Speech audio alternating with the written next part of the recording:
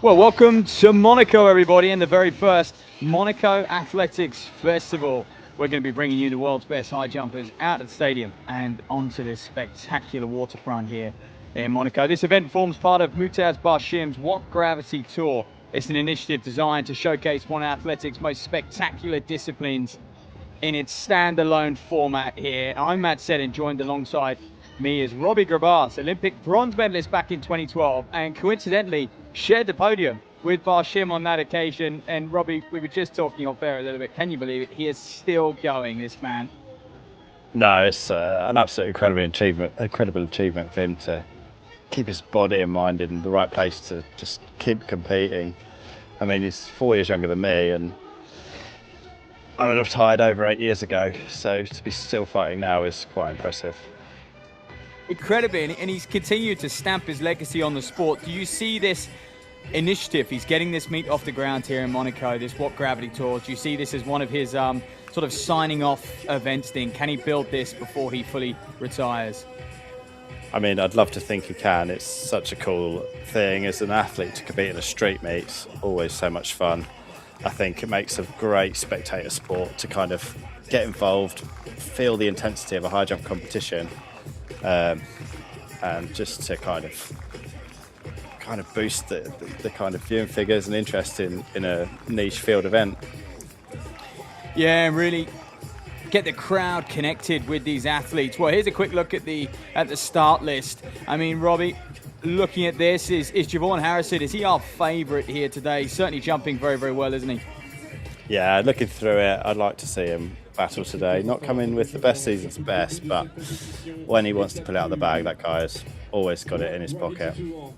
Yeah, and it is the other American, Wilson, who was the national champion, the most recent national champion. Beckford, certainly one to watch, and Barshim himself. How's Barshim's season been moving along? He's been struggling to really get going and get things into gear this season. Of course, we do appreciate he's 35 years of age and still leaving an everlasting legacy. And we hope he can improve on his season's best this year. Yeah, I mean, season's best, 2:27. I mean, he's more experienced than me and anyone else in the field at this event, and it'd be really, really good to see him improve that today. He's had the opportunity to kind of create the environment that he wants for himself, so that's quite exciting too. Yeah, do you think he would have been out there practicing on this surface, or would have been built pretty much last minute? You know, this would have been finished being built this morning, and so they haven't really had a chance to warm up to the surface. You spoke about that a little bit off there, how important it is to get used to that surface before the competition gets going. Yeah, I mean, these surfaces travel around, so it could be one that he prefers, that he's picked to kind of have flown in and or driven in and has put out in this location. So it could favour how he likes to jump.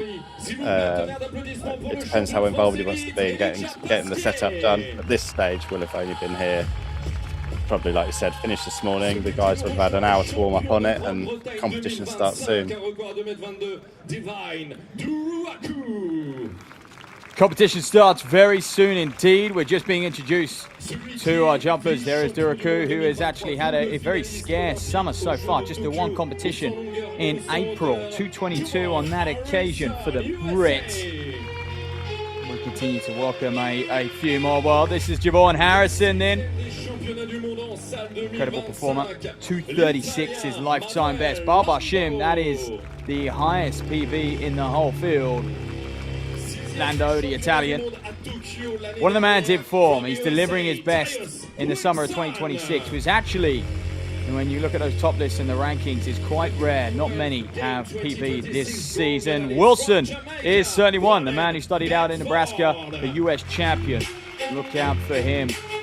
And Romain Beckford then, the Jamaican, also having a wonderful season so far. Commonwealth Games champion just literally last week, so short flight over. Conditions much better here in Monaco than they were in Glasgow. And there's the Japanese star Hasegawa. He'll be enjoying an opportunity on the international stage. Foloki, 2:30 performer. So many men. I make it over 10 men sitting at 2:30 this year in 2026. Incredibly tight. Mathieu of Poland, another man who just sits on that 2:30 barrier, which really is 2:30 plus is world-class high jumping. That's what's going to get you into those global finals and potentially, given the right championship, might even get you on the podium. Well, the man in the moment then, we thank him for this event. It's the What Gravity Tour, and it's Mutaz Esha Bashim. That lifetime best of 2:43 sits him right up there on the all-time list. Never got that world record. And Robbie, there was a period in his career where people had him odds on to break that record. Oh yeah, and it was quite a regular occurrence that it was expected of him. And I think in an event where you know you're facing your world records, pole vault, high jump, similar things, it really shows you how mentally difficult it is. He was clearly physically capable of it, and it just never happened. And you know, he was a competitor of mine, but different league, and we were all willing the guy to clear it. And it just never happened. Yeah, psychological part of this sport, specifically, like you said, these events which you have that bar involved, pole vault and high jump. Do athletes combat that? Are they regularly working with psychologists in order to develop their mind as well as their physical status? Yeah, I think it's something you can either work with somebody and just try and get your head around. It's something that I tried lots of different styles, lots of different people to try and help me get my head around what I was trying to achieve. Didn't often stand under how high the high bars were, just because it's so far out of reach of the reality of you're getting your nearly 2 metre long body over something that's best part of 2.5 metres in the air. So yeah, I imagine he was working really, really hard at that point, but yeah, it was such a shame not to see the record be broken. Oh, it really was.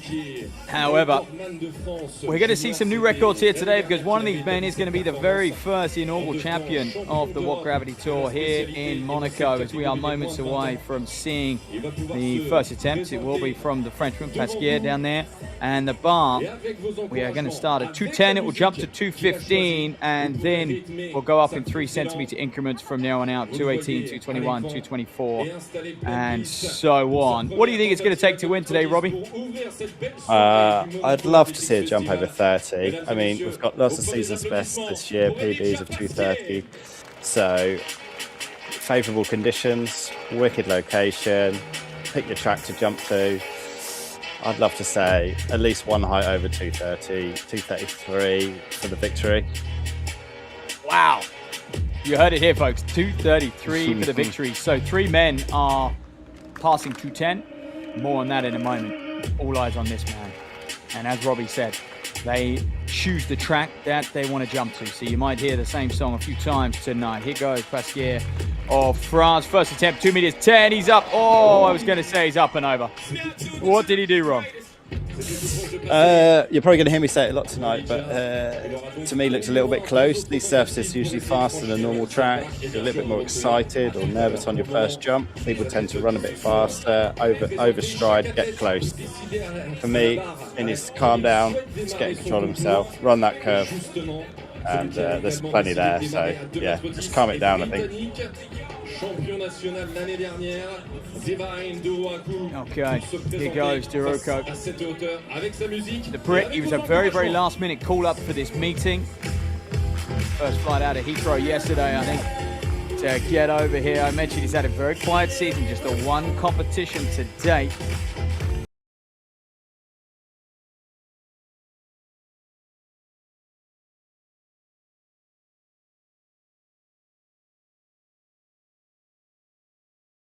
Albeit on the other side, the approach was the other side of the bar, but very, very similar to the French. Yeah, just needs to settle his nerves a little, keep running around the curve, and just wait for the height to come there. He was just seeing it close to here.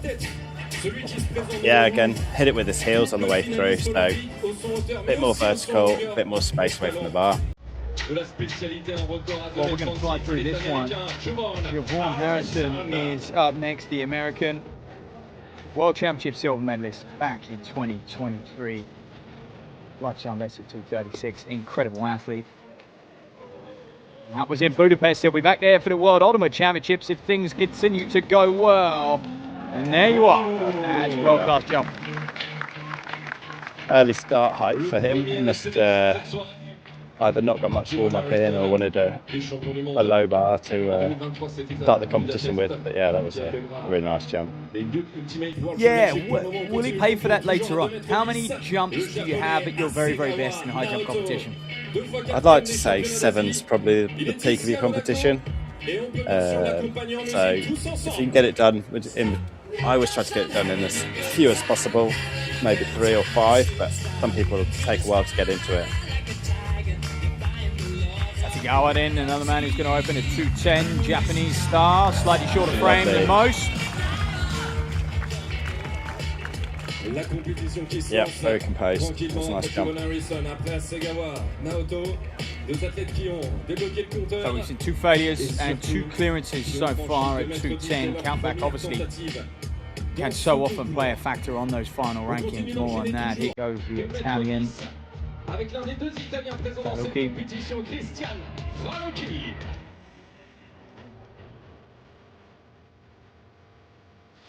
Well, ranked inside the top 30 in the world. Falucchi will be looking ahead to the European Championships next week now. They are coming around real swift. Should be routine for a man of his caliber, and it is. Yeah, it is. That was a really nice jump. Nice to get that start height out of the way. And a multiple Italian champion, European finalist previously. However, 4th this year, and the Italian champs. So suffering a bit of a defeat there. I'm suffering the legacy of Tamberi, leaving plenty of strength in men's Italian high jump. Here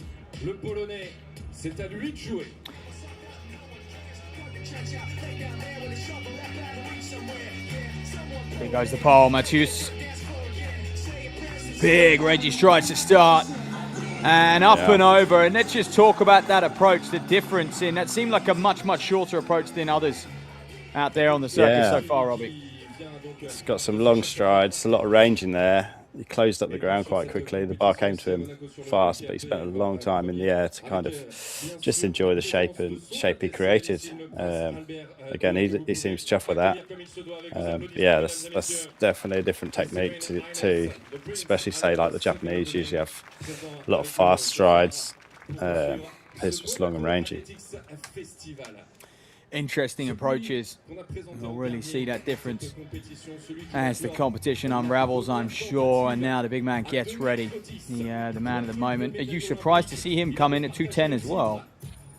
I think he needs to feel his way into it. Like we chatted about off air, you get a little bit older, it takes a little bit longer to get warmed up into the competition. So yeah, he'll probably be just trying to find his feet.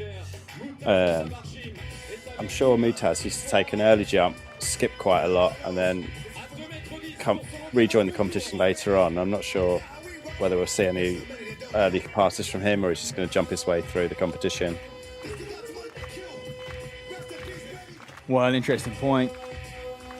We'll find out after this, we hope, if it is a first-time clearance for Barshim. And it's the Brit and the Frenchman who will be having a second attempt at 2:10. Can Barshim go clear on his first attempt? Easy, and he still looks as fluid as ever, doesn't he? Yeah, he does. He'll take that, and probably a bit of a confidence boost there. That was a really, really nice jump. Looked like Barshim of time before, so let's see what he can do today. Just incredible mobility over the bar there for him. And Robert, you were just mentioning about that legacy of Tampere and the long line of Italian jumpers, as we just see Pasquier approach and attempt his second jump here after failing on the first round at 2:10. It was very close. Feedback from Olympic bronze medalist alongside me, Robbie Gravaz, was the bar just came on him a little bit too hot. Needed to just relax into this one. What can he do on his second attempt? Yeah.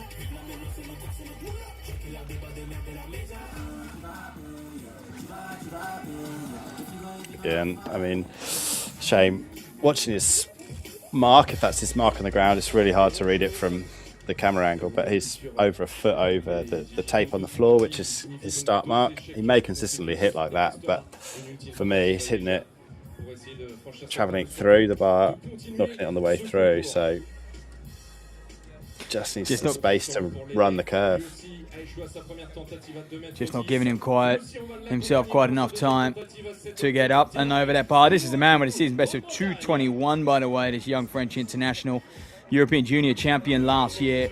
Jumped 2:25 at that championships. It took a final. It took the big moment to get the best out of him. Pressure's on him then as he'll go into that third and final attempt. And will he be joined by Daruku, or will this man go clear? Yes, he will.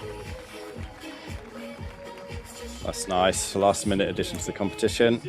Proved it was a good call. Got over the starting height with a nice second attempt. Much better from Divine Daruku, wasn't it? Yeah, much more confident attempt as well. I think those kind of first jump nerves he's got out of the way, and see if we can keep that moving forwards. Fantastic. And I was going to ask you, what is so special about Italian jumping then, the likes of Tamberi and the long list of great jumpers they have over there at the moment?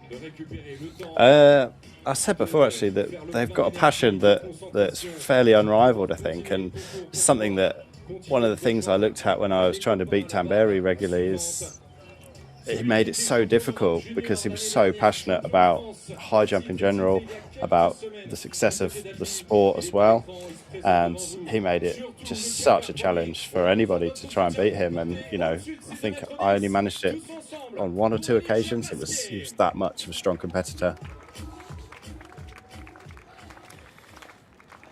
Well, that's it. Pasquier is going to need to rely on a little bit of passion here. The backdrop of Monte Carlo. Here he goes. Just rehearsing, visualizing. Plenty good enough to go clear. This former European Junior champion last year. We know he can perform in a final. See how he does under pressure here.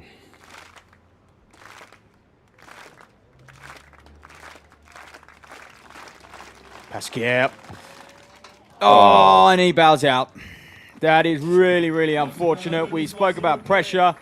Is there a difference in pressure when you're in a major final, competing for gold versus crashing out on your first attempt? I feel like there's a slight difference between the two, and it got the better of him here today. Yeah, I mean, there definitely is. So he's obviously not been able to find a rhythm today. New surface. He's a young guy. He probably hasn't jumped on many different surfaces yet, so it does take some working out to figure out what's going on and make those adjustments. That comes with experience. He'll take this away. He'll be absolutely gutted with that. He'll feel like he's wasted such an opportunity here, but he'll take it back to the drawing board, work with his coaches, and they'll understand what was different today to winning that under 20s last year. And it's a real shame for him. And as a high jumper, when you crash out on your first attempt, first height,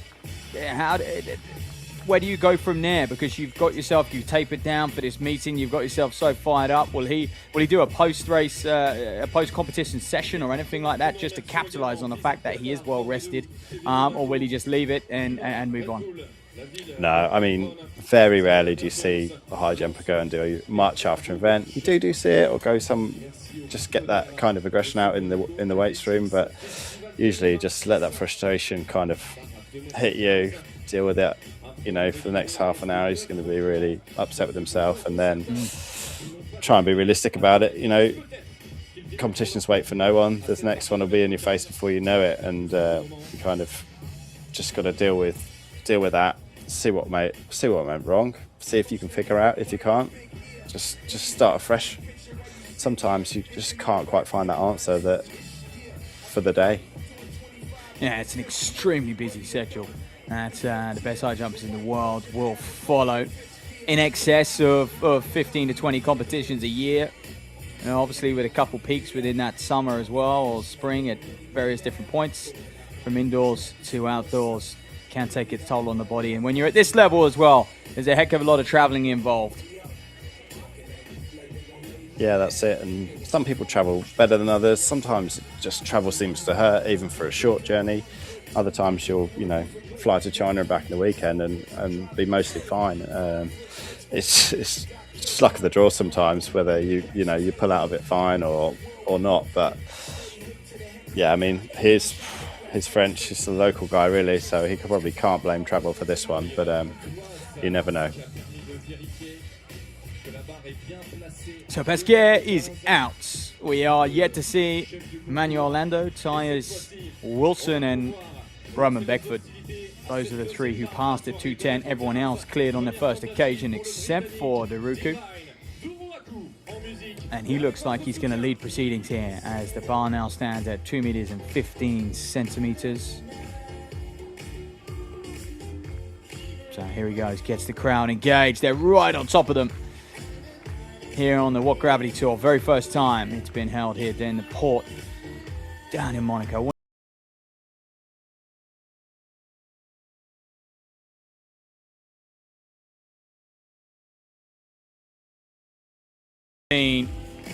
Oh, well, he came close.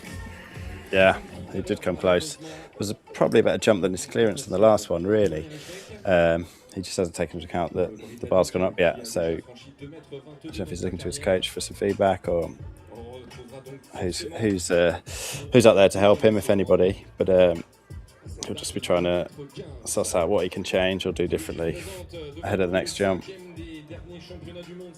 Yeah, and where do you reckon the crunch point in this competition will come? That sticky height where it's make or break and we start to see the cream rise to the crop. Looking through season's best and PBs, somewhere around 24 is usually where there's a big change in numbers and people drop out quite quickly. A few more heights till then Javon Harrison, 2:15, he's up and over. Was it convincing? That was a good jump, yeah. He looks like he's found his feet, looks confident, looks reasonably pleased with that. Gone back to coach just to see the replay that we're probably seeing right now. Plenty of space. He's always got this kind of snatchy arch. You see some guys with a nice, long, patient arch, and he kind of gets up in the air, snatches over the bar. And it's such a different way to I would have ever jumped that it's almost hard to get the feedback, but he usually clears the bar by quite a lot, so we'll give him that. It was a great jump. Yeah, I mean, Harrison is a rare breed of an athlete, competing in the long jump and the high jump. Olympic finalist in both. You don't often see that. He is just an out-and-out talent in the sport of track and field. Here we are in Lando for the first time this evening in Monaco on the What Gravity Tour. The Italian, so far having a pretty solid season. Medalist at his own national championships. And represented Italy at the World Championships last year as well in Tokyo. And 6th at the World Indoors earlier on this year. So here we go in Lando. Just to calm his nerves. Oh! I didn't even see where he clipped that bar. It looked like a nice jump. See if we get a replay. It's a confident curve. Nice takeoff. Yeah, he'll try and watch it back. See where the problem lies. Like I said, these guys just be adjusting to the surface this early in the competition. First jump for him. A little bit of nerves, a little bit of excitement. And we get to see what he changes for attempt number 2. Well, he's certainly watching back, getting the feedback he needs for that second jump. So Lando just entering the competition. Now arguably the favourite, the man in form. Although Harrison has the world medal to his name and Barshim has the higher PB, Wilson is dominating this year, and that was a very, very good jump. It was a great jump. Reminds me of Derek Duran, the Canadian, with that kind of tall, rangy step. Came around the floor, came around the curve really quickly, and Just a really nice jump. Yeah, totally in control. What's the ratio of working on that approach versus developing that sort of speed and power and springiness in order to get up over that bar? You're probably in the season be 2 run-up sessions a week if you've got the time in between competitions, and topping up with strength the rest of the time. So in the season, 50-50 split really. It's a maintenance of strength and power, and then refinement for technique. Well, he's the Commonwealth Games champion. It was a big improvement this year from 4 years ago where he was 8th, and he's almost over that one. Romain Beckford. Yeah, that was a strange one. I think he mistimed it again. This surface must be throwing people around. He coming off that Commonwealth Games victory, this much more favourable conditions for him, but it'll probably be a springier surface, a softer surface. The timing will just be slightly different. So again, I think we might see a few first height crashes. Everyone's taking their first bar now, so we're going to start to see people finding their feet.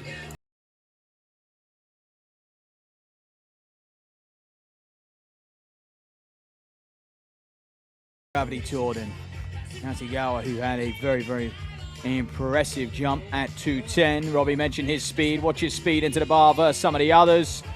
Perhaps too much. Yeah, didn't tend to accelerate then. He was almost at max speed as he entered the curb, but gave himself nowhere to kind of push and kind of create that nice whip you see in the air. He ended up quite flat, travelled through the bar, so maybe some more acceleration on the curve. There we are, an incredibly technical event. The high jump. The Japanese haven't quite mastered it yet, although they have had some fantastic talent. And actually, Nasigawa sits 8th on the world rankings right now with his 2:30 season best performance. Here goes the Italian Falucchi. Sailed over 2:10. Needs to take that same confidence into 2:15. He could be one of few to go clear at his height already, which he does. Oh, that's nice. Good to see a clearance. A couple of failures in a row. It's never nice kind of early in a competition. Just seems to kind of create a little more of a rhythm of people knocking the bar down. It's kind of nice to see good clearance from him. Yeah, Robbie, right now, as it stands in the world, there is 12 men tied on 2:30, 2 on 2:31, and a couple on 2:33. Is that 2:30? Is that the real psychological barrier? That's the difference in very good and in world class. Yeah, I think it's an easy height to kind of put on a pedestal, and it's usually the height that medals start to be won at. Lovely jump there, sorry to interrupt, but that was much better than his first jump. Looks like a real confident jump too. He seems happy with that, so might see quite a lot from him today. But yeah, 2:30 is just that kind of magic height where competitions start to be won and lost, and I kind of always saw a competition where I didn't jump 2:30 as a bad day, so that was always kind of a big barrier for me as well. Such were the standards an Olympic medalist has. Anything under 2:30 was a bad day. Right, pressure on this man. I think you're right, Bashim, and a couple of others are passing at 2:15. Yeah. Meanwhile, Daruku has a second attempt. Took him 2 to go clear of 2:10. What can he do on his second time? Asking at 2:15. The young Brit, here he goes. He's up and over, that's better. Much better. He's happy with that as well. So he just seemed to hit the floor really well then. Timing was correct compared to the last time.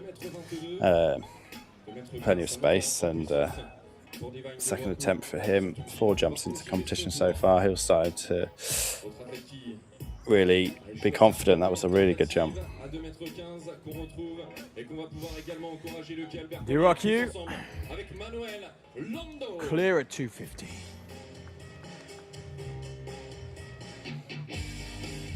Lando. So here goes the Italian. He's a big talent. Is Lando. Oh wow, and that's why. That's more like it. Said. See if he can get some consistent jumps like that. Now he's found where he is on the track, figured out the surface. Just that rattly first attempt from him. Great start. Yeah, very impressive. 26 years of age, this Italian.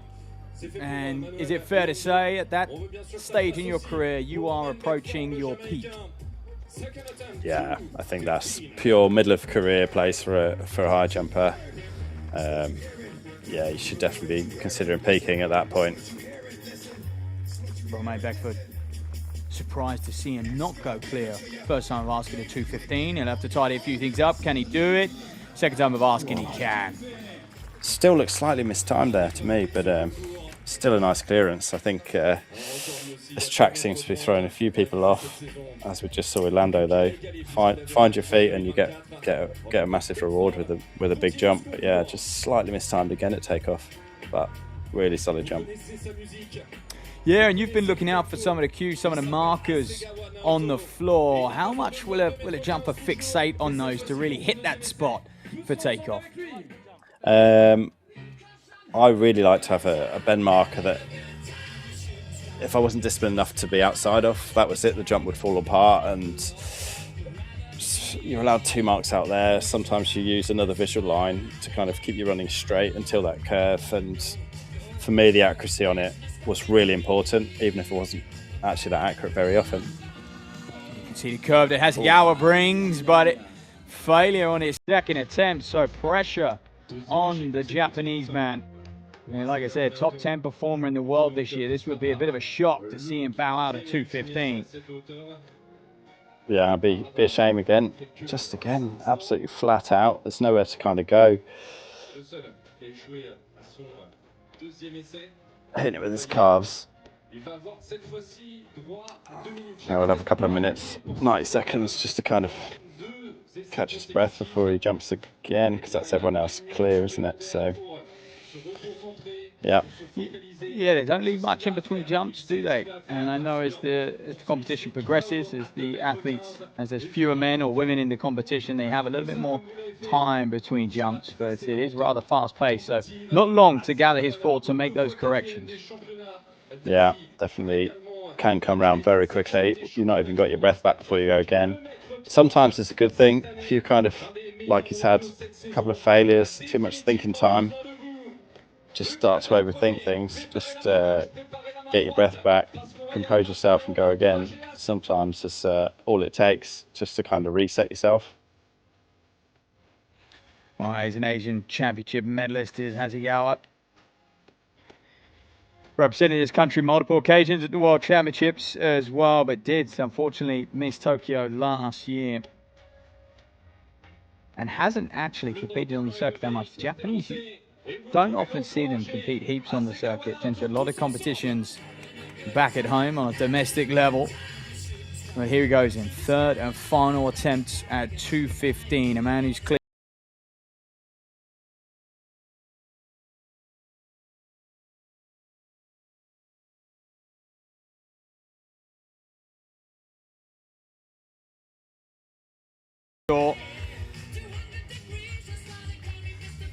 Yeah, this will be a shock if he doesn't clear it to the competition, coming in with a season's best of 2:30. Stranger things has happened. Can he make those corrections in time? He can. Yes. Just got there. Just managed to give himself the space to accelerate at the end there. Much better. And so 9 men remain. Just the young Frenchman out of the competition so far. Bar will move to 2:18. And most people watching might think, well, he struggled at 2:15. Chances are he's going to really struggle at 2:18. But it doesn't often happen that way, does it? You can see men struggle at lower height and then completely obliterate higher heights. Yeah, that's exactly it. And sometimes as well in warm-up. I mean, Donald Thomas was famous for kind of having a dreadful warm-up, and we used to watch him and think, oh, Donald's having a bad day today. The competition starts and he's an absolute different animal. So, you know, some people need to kind of have the cage rattled a little bit during the competition before they pull their finger out and really hit a rhythm. So you can look at it as that. He's had four jumps on the track now. Barshim's had one. Most of the others only had 2 jumps. So, you know, if he's struggling to find his rhythm, he's had the extra jumps at least to rectify things and feel his way through the track.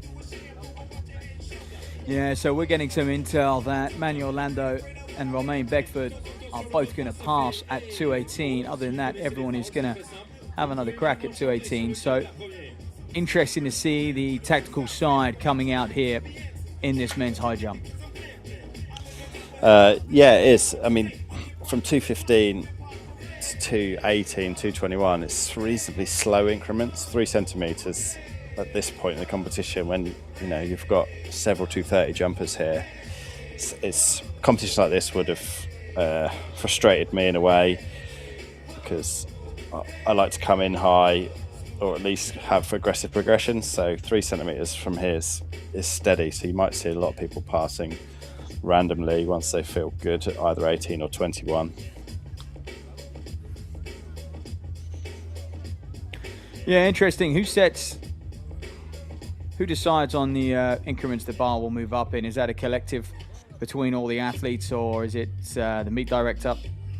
Yeah, it's a meet director decision. Can always ask for certain things, but you know, quite often it'd fall on deaf ears. But they just look at the general progression of the competition. You've got quite a variety. Here, especially with kind of the last edition of Divine, the French Pasquier 2:21, so they were about right with the 2:10 start height, and these progressions are good for them. If you're looking for high end, that's a lot of jumps to get to, you know, 2:30 plus at the moment if you take every bar. Yeah, be in excess of 8, and that's if you're clearing on that first attempt every single time as well. We've seen a few struggles, some big names struggle early on. Sodin, Divine, Duracu. See if he can break the cycle of second attempt clearances here and go straight in with the first attempt. Will give him a massive confidence boost and would conserve a little bit of energy as he hits 2:21 and possibly 2:24. That will be attacking his season's best, and even his personal best for this man. So patiently waits. Here we are, bar at 2:18. Started proceedings at 2:10, 2:15, and now 2:18. This is a man who hasn't passed at any.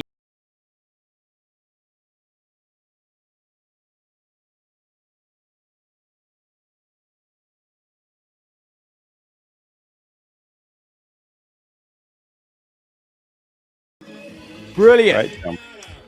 He's broken the cycle of these second attempts, and he just looked more composed in the middle of the run up there. He just looked like, right, I'm finding my feet. I'm quite content with this, and I'm in control. Accelerated nicely into the bar and was rewarded with the clearance. Just brilliant. Yeah, he was a British champion last year. That's very exciting for him. And I wonder, will he have the confidence? Awkwardly, his lifetime best is 2:22. The bar next will go to 2:21. That must be frustrating, eh? And will he have the confidence to pass and just go for 2:24? Or will he respect that, do you know what, I could get a decent finish out of here if I just go clear of 2:21 and put the pressure on a few others? Yeah, I think he'll go 21, I think. But you never know quite how people are feeling. World medalist in 2023, Javon Harrison. Perfect scorecard so far. Didn't want to pass at 2:18. Oh, took off early, didn't he? Wow. Yeah, there was something wrong there on the curve. I don't know if he misstepped or... But yeah, the timing was definitely not right by the time it came to takeoff. Either second or third stride out, something went awry there. Oh yeah, he cut in massively and was miles away. You can see the right foot comes right across the body, then he kind of has to stretch to the bar. Absolutely wrong place there. Yeah, hit it really square on. He'll have a little bit of time to reflect, gets back in line while a few others just visualize. Like I mentioned, Beckford passing, Manuel Lando also passing. This is Wilson, the American champion, and that's why. Yeah, that was a nice jump. It's got this big hop just before he starts the curve, which for me would breed some inconsistency, but we've not seen any of that today. That's a nice jump. Great clearance from Wilson, a man who went to Nebraska, graduated there, he was an NCAA champion. 6th at those World Championships last year as well. That really was a standout year for him. And interestingly, he's one of the most consistent jumpers on the circuit, but is yet to crack that 230, so might get the opportunity today. He also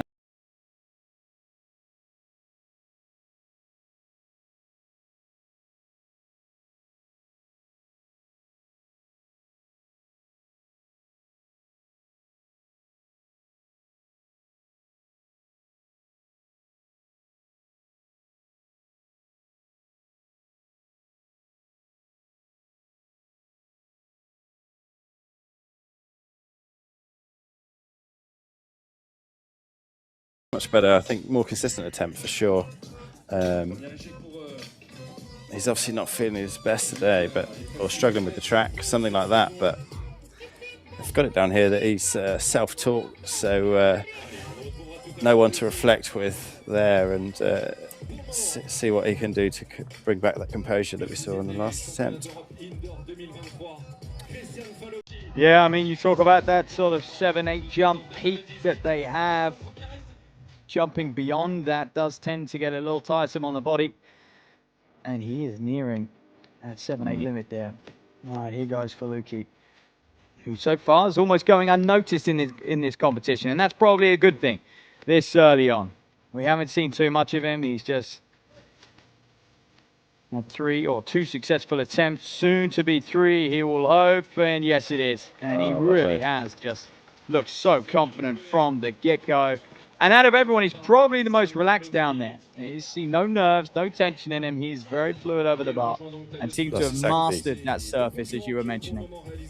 Yeah, I was going to say, he just looks so composed. He looks content with where he's at. He's in control of his run-up. He's just kind of quietly confident, quite unassuming.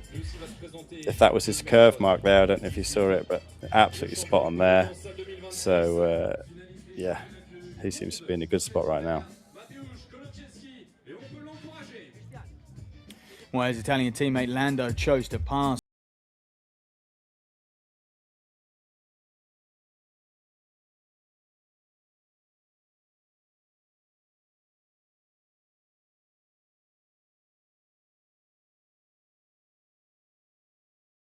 Yeah. Lots of height generated. I say kind of wrestled himself around the curve a bit there. He was kind of fighting with keeping his head on the line of the curve, but got the clearance he needed. But I think he probably pushed a bit hard in the straight there and kind of fought for space around that curve. Clearance nonetheless. Very, very impressive. Yeah, it was good. We hope to see Barshim, sorry, has chosen to pass now. Confirmation of that. Also chosen to pass at 2:18. You did mention Robbie. He likes to enter the competition early and then just relax, miss a couple heights and really save himself for the business end. So we're going to see Javon Harrison once again. Second attempt at 2:18. Took off.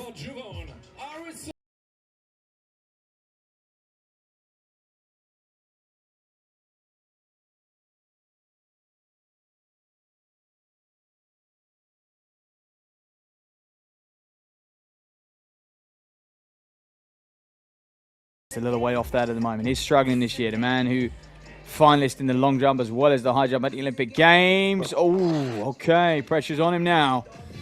Yeah, that was. It wasn't too dissimilar to the last attempt. I think he's. Don't know if he's got his spacing incorrectly or something, but yeah, he seems to kind of get to his curve mark and dash straight at the bar. See the slow-mo here again. Yeah, he's just straightening up. Just like he's desperately wanting to get close to the bar, but it's not quite in the right place there, is he? He's coming straight at the bar.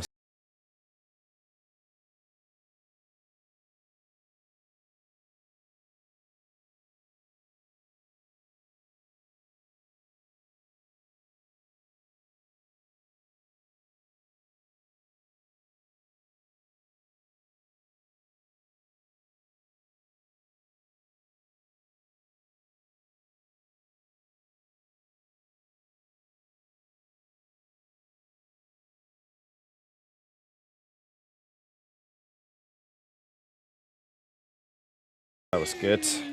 Much more commitment on the curve there from him. It was still a rattler, but definitely much better. Well, that bar, which is 3 centimeters in depth, is just about stayed on for Hasegawa, and the ruling is, correct me if I'm wrong, Robbie, but the ruling is as long as you're off the bed, and if the bar comes down after that, not your problem.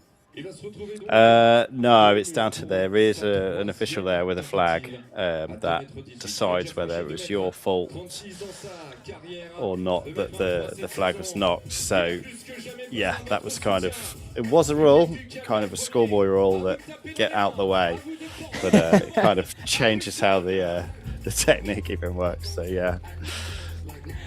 Interesting. There we go. Good to see high jump has progressed at the highest level. Okay, Javon Harrison then. Well, pressure moment for him. He's a man who's used to it. Hasn't enjoyed himself for 218 so far.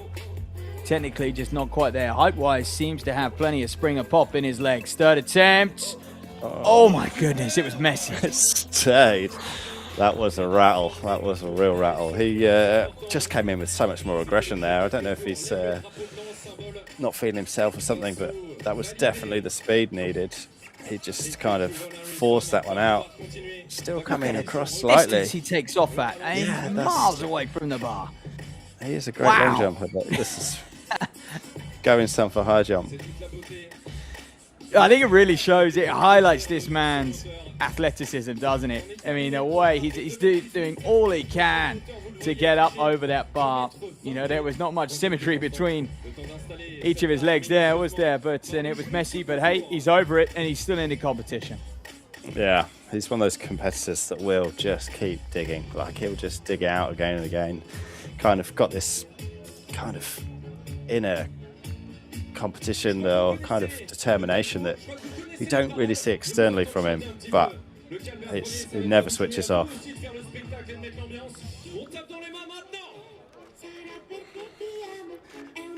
Good crowd loving it. Yeah.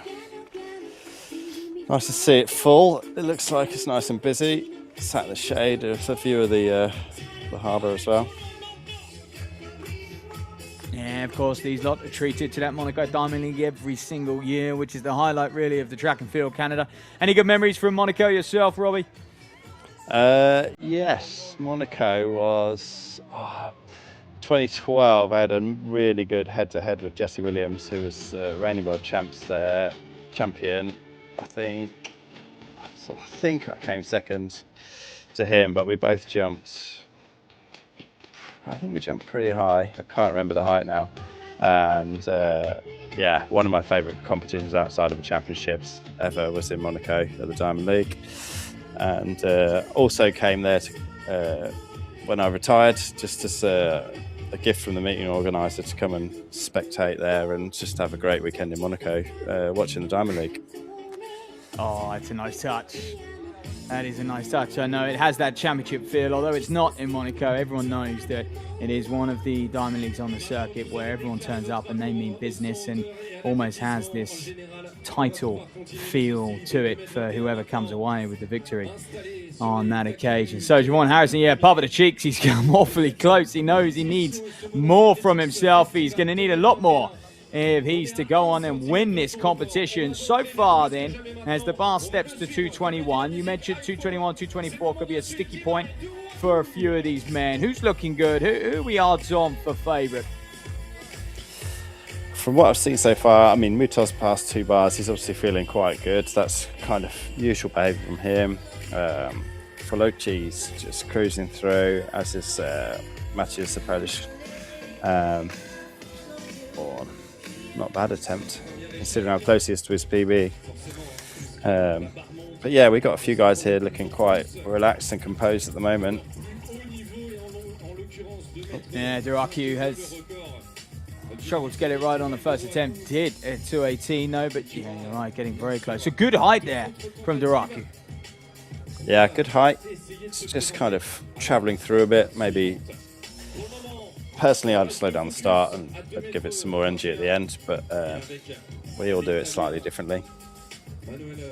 Absolutely fine margins, just listening to the expert Robbie talk about high jump here, really breaking that event down, which is over and done within a split second, really. These men have so much to think about. Largely just relies on that rhythm. I know Bashim used to say he knew whether he was going to go clear about 3 steps into his run-up. You just feel it sometimes. And I wonder if Harrison would agree with that. Here he goes in 2:21, a messy time at 2:18. Before that, was looking very good. Something changed. Oh, there we That's go. better. He's coming in hot. That is a fast run up, fast curve, but he seems to have found what he was looking for. Yeah, it's much better speed, certainly on his side. That long jump background. And seems to hit the bar a lot squarer than most, doesn't he? That curve doesn't last as long in comparison to a few others out there. Definitely comes in straight, but that was all the steps part of a curve there. There wasn't jumping off or straightening up, and that's why he got that result.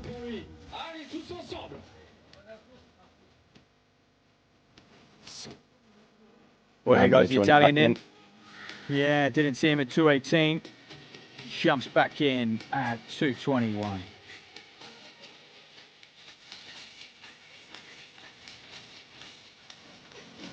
Very, very good technician. Oh. Yeah, that's kind of what we saw in his first attempt at the competition at 2:15. Kind of came in fast, didn't get the takeoff right, travelled through the bar. Second attempt, yeah, he definitely mistimed that. I don't know if he limped off the bed a little then. Just almost like he did the opening part of the jump and failed to do the second half of the jump when he was up in the air. Just fell asleep a little bit. Yeah, he didn't complete that jump at all, so he felt something was wrong before even getting a chance to complete it. Interesting. Wilson, then, for me, he's looked absolutely spot on so far. So consistent. Wow.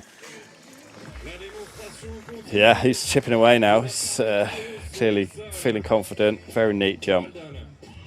Such a long guy. He made a nice tight curve there. Yeah, he's really performed in those big pressure moments. I mean, anytime you're a two-time US champion, and you really are quite a special athlete. We know how competitive track and field is over in the US and that championship. So he's full of confidence right now, Wilson. Yeah, they've got that cutthroat first past the post that they grow up with, which really does help on a major stage as well. Just getting used to all or nothing. Not quite all or nothing for Romain Beckford. Similar sort of approach to the one we've seen of Harrison. Looks frustrated that he didn't go clear there on the first attempt. Yeah, that'll be frustrating. Sit out a whole round, fail it on your first attempt when you join back in. It's got this kind of long-legged drive rather than a short knee drive. You see the sweeping leg for the knee drive,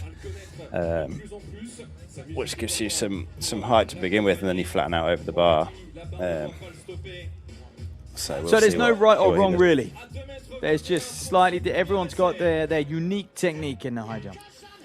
That's it. Yeah, take off on one leg, and after that, it's up to you. You've got everyone's body's different.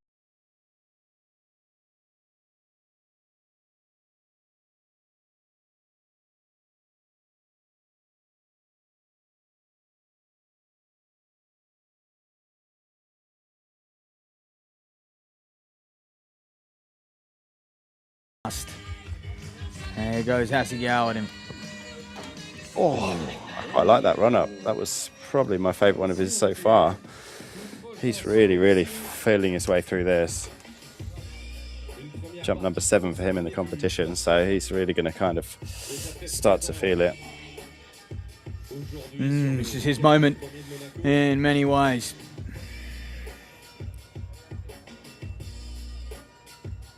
I'd like to say so we are. He certainly looks like he does, doesn't he? Mm-hmm. Those small corrections. What do you think he's got to do differently on that next one? Just almost more of the same, just a little bit more beans in those last few strides? Yeah, I'd just say complete the curve. Almost run like you're going to run back on yourself in a U-bend and just get that little bit of width from the kind of speed he generates from those kind of short, fast drives.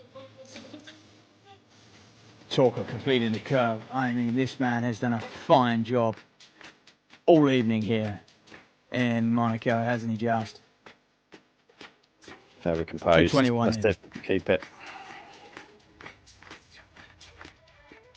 Ooh, okay. So, struggling. I mean, curve looked great. Hike, not so much.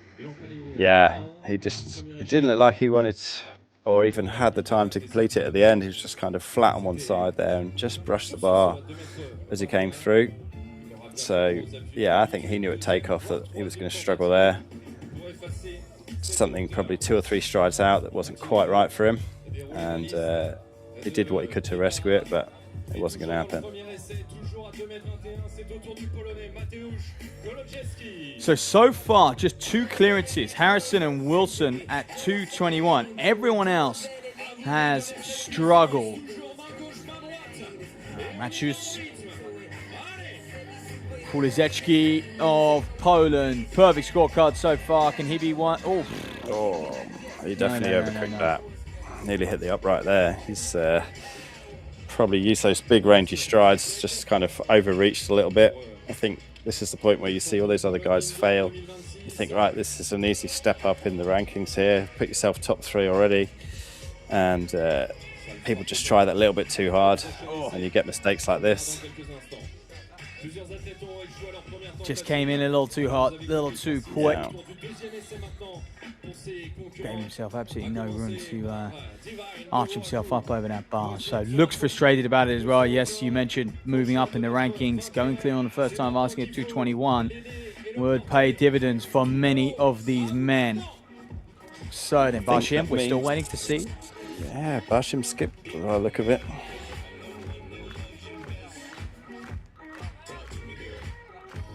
He wants to put on a show, Barshim, clearly late on. He knows that if he can maybe go clear at 24, 27, he could well win this competition as it stands at the moment. So yes. Wow! Brilliant jump. He looks slightly tired getting up from that, but brilliant. That is fantastic for him, and that's fired him up. And can he carry this into 2:24 now? Is there a PB for him tonight? I think the buzz after that maybe will be. It was a really nice jump. He's kind of worked with himself here, hasn't he? He's not always had a clean sheet, but he's just slowly improving throughout, which is exactly what you want. 2, 4, 6, 7, jump number 7 of the competition. So yeah, he's in the pocket now. He's got a good couple more jumps in him, and let's see what he can do. Incredible. Some high jumpers are really receptive to making those adjustments, aren't they? Whereas some obviously struggle to sort of take that feedback on board. Yeah, they do. And I mean, he's reasonably experienced at 24, so you know he'll be working his way through it, and it's working out. There's Lando just clipping that. It almost went down in slow motion. Real shame for him. I think he'll be surprised by that failure there. That was good aggressive run up, composed enough. Yeah, it was a good jump. It looks like he might have popped up a little, about 4 strides out to me, just kind of either slowing himself down or adjusting his run up a little, and that's probably all it took at that point, just to have that little clip there and knock the bar down. Romain Beckford then, the Jamaican, also a former NCAA champion, studied out at Arkansas, one of the power schools over in the NCAA. Consistently producing champions time and time again. You see him 2:15, struggled, took him a little while to make the adjustments, and then over. And will he repeat history at 2:21? Yes, he will. Yeah, that was nice. 4th jump of the competition for him. Did not want that failure there. His first attempt at 21, but he's put himself back in the mix with a nice jump there. So 4 clear at 21. This is an extremely deep field we have today. 10 men entered it, with 2 athletes with a lifetime best over 2:35. We've got an Olympic champion in Barshim, of course. We've got 4 world medalists in this field and 6 athletes currently ranked inside the top 30 in the world. So it's pretty much as deep as it gets. It's a World Athletics Continental Tour silver label. So just a couple steps down from the Diamond League circuit itself. However, this is a Diamond League-esque field. Here we go, Hasegawa, who we haven't seen on the Diamond League circuit yet this season, but he's a man who is capable with a 2:30 lifetime best and 2:21 second attempt. Seems to be the story of his competition so far. Bashim, is he paying the respects there? Looks to be doing a bit of filming for Hasegawa. Oh, okay. Great camaraderie between all the high jumpers, isn't it? You share the arena time and time again and build quite close friendships. Yeah, you mean you end up traveling together a lot. You sit out there for between 90 minutes and 3 hours, week upon week. It's and you're all trying to achieve the same goal. You know, you're competing, but you're also just facing the bar. It's not like a race where it's a head-to-head battle. It's an internal battle with yourself, and you're just trying to do it better than the next guy. So much like pole vault, you see the camaraderie. People are friends. They sit around chatting, trying to help each other out, because at the end of the day, it's better for your sport to see better results. And it's a very mature way of looking at it, and you're right. You can't control what the opposition are doing. You can only control your attempt. Here we are, Faluki. Second attempt at 21, surprisingly fast. Oh. Yeah, is there a part? It was all just going too smoothly for him. He was awfully relaxed, wasn't he? And maybe he thought he was going to sort of coast his way and start waking up at sort of 2:24, possibly even 2:27. Whereas now, a little bit of a hurdle for him. Third and final attempt to come at 2:21. Yeah, he's remained calm the whole time, but almost looks a little lackluster on these last two attempts. I think he 2 failures at 1 bar is hopefully enough to kind of just sharpen him up that bit and get over it. Kuliszewski, yes, he goes clear. Yeah, that's more like it. That was a really nice jump. This is a breakthrough season for him. 2:30 this year. Yeah, and he really is in the jump. form of his life in 2026. Great from him. Speaking to one of his coaches there, a bit of feedback, but he's quite happy with that as a jump so far. Keeps himself in the mix.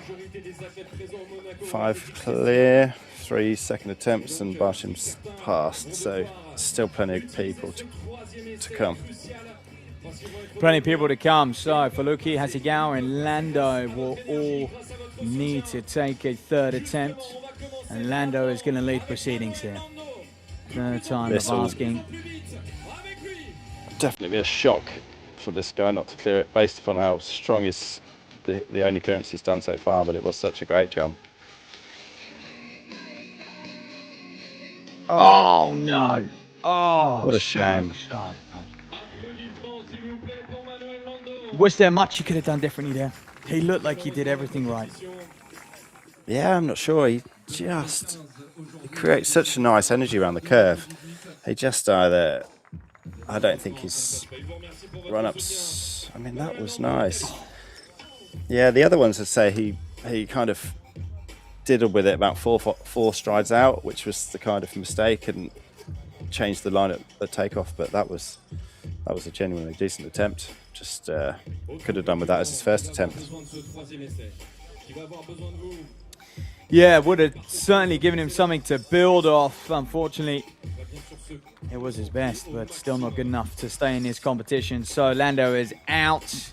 It was a bold move for him to go past at 2:18. Perhaps he's regretting that.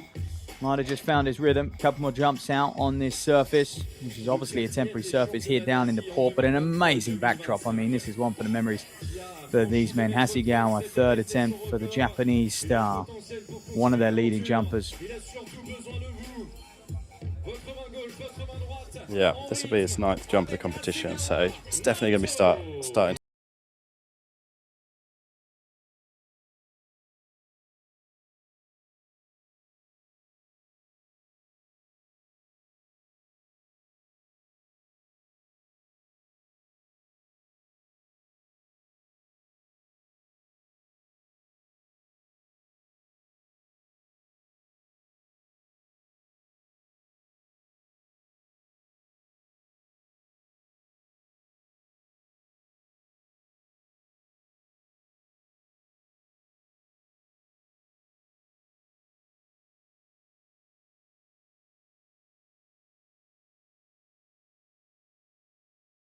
So another man bails out. That is a real shame. But yeah, is there something in that, Robbie? The fact that 215, he won't jump that height much in training, so perhaps it's awkward for him to approach it.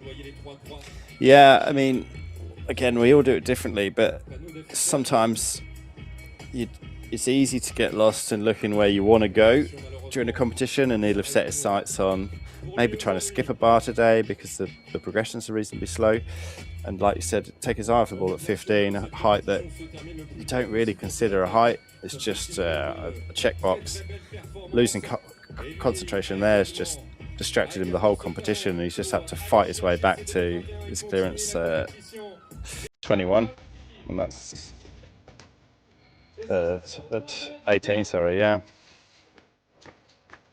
You mentioned before, yeah, that 9th jump fatigue certainly starting to kick in. Well, here goes the Italian. Falucchi was, up until this point, absolutely perfect. Perhaps he's regretting, why did I come in so early? I felt amazing at 15 and 18. Now the pressure's on. Tall Italian, also another man with a big lifetime best of 230. That's better. That is much better. That's what we like to see. Remain composed the whole time. Just had a little bit more zip in himself then, and he's relieved with that one. Face says it all. Definitely a good jump. He knows there's more in there, so he's definitely going to come out fighting after that. So Robbie, update for you. It looks like Barshim, as we watch the replay of Falucchi here, Barshim is passing again at 224. Wow. Are you surprised?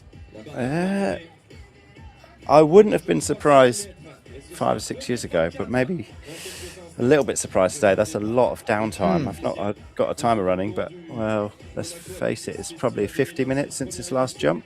There's not a lot of space here to do other warm-ups, and so he must be sat there full tracksuit, just trying to stay calm, trying to stay warm. He's either feeling really good, or he's maybe nursing an injury of something, and just knows he's only got a few jumps in the bag, and it's just going to come out full commitment. So that's you've got to reconsider that he's treating 227 as his start height again, even though he's got that 210 clearance from 45-50 minutes ago. This is like entering the competition back at 227 from fresh, which that's kind of thing we'd like to try in championships or the odd competition. But yeah, he knows what he's doing more than anyone else, including me out there.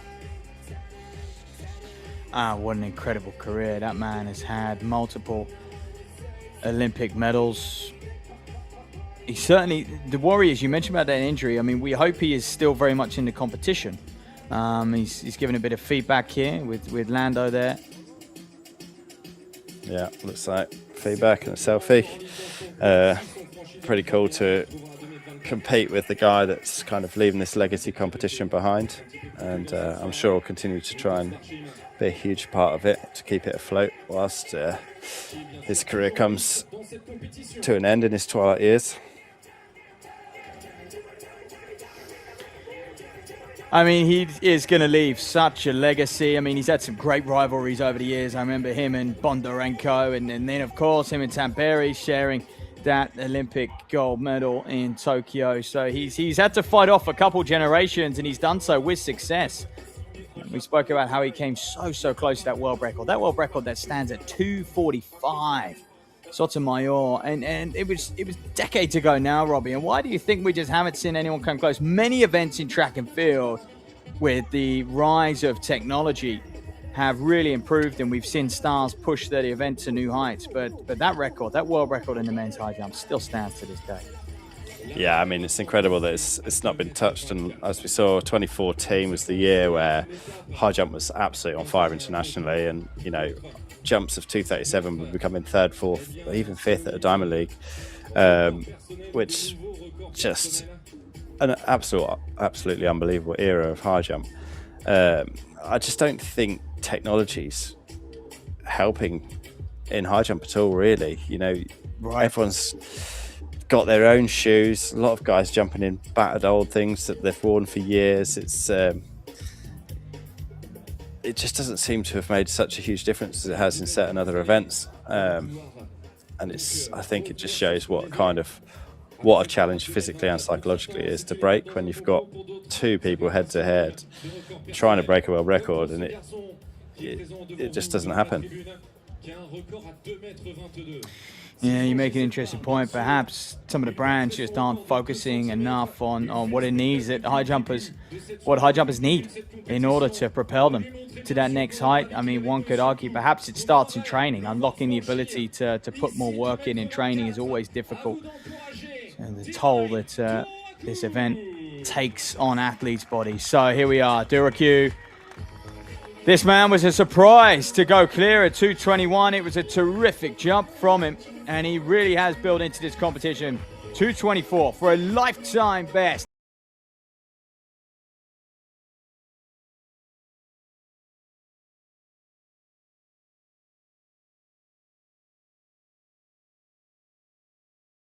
And he struggles on attempt number 1.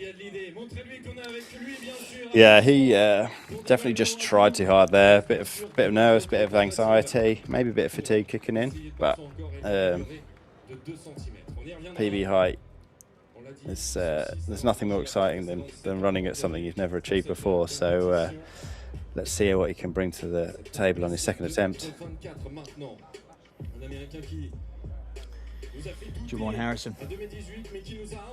Here we are. These men will fly through this. They know, yeah, on that scorecard, it's going to be a very, very important height to clear. If they get that first time clearance to 24, it stands them in very, very good stead. And yeah, I'm sure many of them will be aware that Barshim's passed as well. So there's a bit of a psychological duel out there. And so they know that if they go clear and Barshim struggles at 27, you know, his season's best is only 27, Barshim's season's best. So it's interesting to see what will happen next. Javon Harrison, wow, took off early, but managed to stay in the air. What gravity tour is really kicking off now. Javon Harrison living up to the hype. The man now leads. 2:24, it's a season's best for him. Yeah, that's a great jump. Again, like you said, took off from miles away, but I mean, it just shows how good he is at getting off the ground. Elevation from that angle, you don't see anybody else doing that. But he's got up there, he's cleared that bar first attempt, put himself in the lead from there, and came in fast, and he's definitely doing something right. I think next to jumps Tyus Wilson, with the only guy with a clear scorecard, so it's his to lose currently. So Javon's laid it down to him there. Let's see what he can respond with. It is. He's looked very fluid early on, has Wilson. Technically, out of everyone, perhaps the tidiest visually on the eye, but it doesn't matter how you get over it. Just look at Harrison on that previous height. Here we are. Wilson. Ooh, okay. Surprise for us. Yeah, real shame there for Wilson. Kind of just lent into the bar. I think he went clear last attempt. He's probably had a reasonable wait in between jumps. Maybe just a lack of focus there. Just kind of fell off his run up early. Came into the bar a bit soon. First wobble of the competition for him.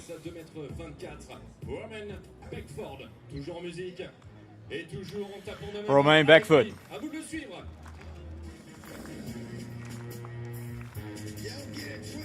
So this is certainly a candidate that, off the back of that Commonwealth Games victory, you would have him to carry that form into this meeting and perhaps challenge for another victory. He must be on a serious high from that title in Glasgow just last week. 2:24. Oh. That was not a bad attempt there from him. Again, just looked a little lackluster at the end. Maybe either too fast at the beginning or just not pushing hard enough around that curve. That's what we've seen from Harrison, is just that commitment at the end. No, it was quite good there, but yeah, it wasn't a bad attempt. Not a bad attempt at all. One would think he really would like to go clear on the next time of asking. Now we'd see him sort of 6-7 jumps into this competition. And time for the pole, who... Oh, Faluki, shall I say. Apologies. Matches the pole, waits patiently. The Italian poured it all out on that last jump to stay in the competition. Will 2:24 be a height too much for him?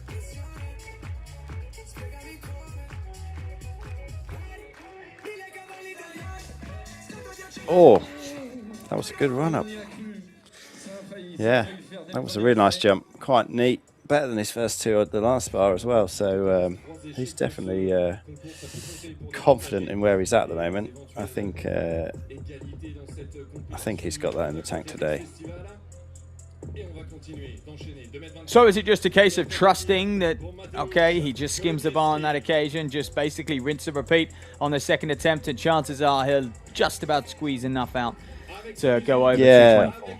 Yeah, it's a little bit of braking there just towards the end, and just iron that out, and he's definitely going to clear that. So then only one man clear at 224, and that is Javon Harrison, world medalist from 2023. He goes the Polish athlete. He's up, and he's almost over it. I think, about 5 strides out there. He's really trying to hit it hard. He's got those big rangy strides already.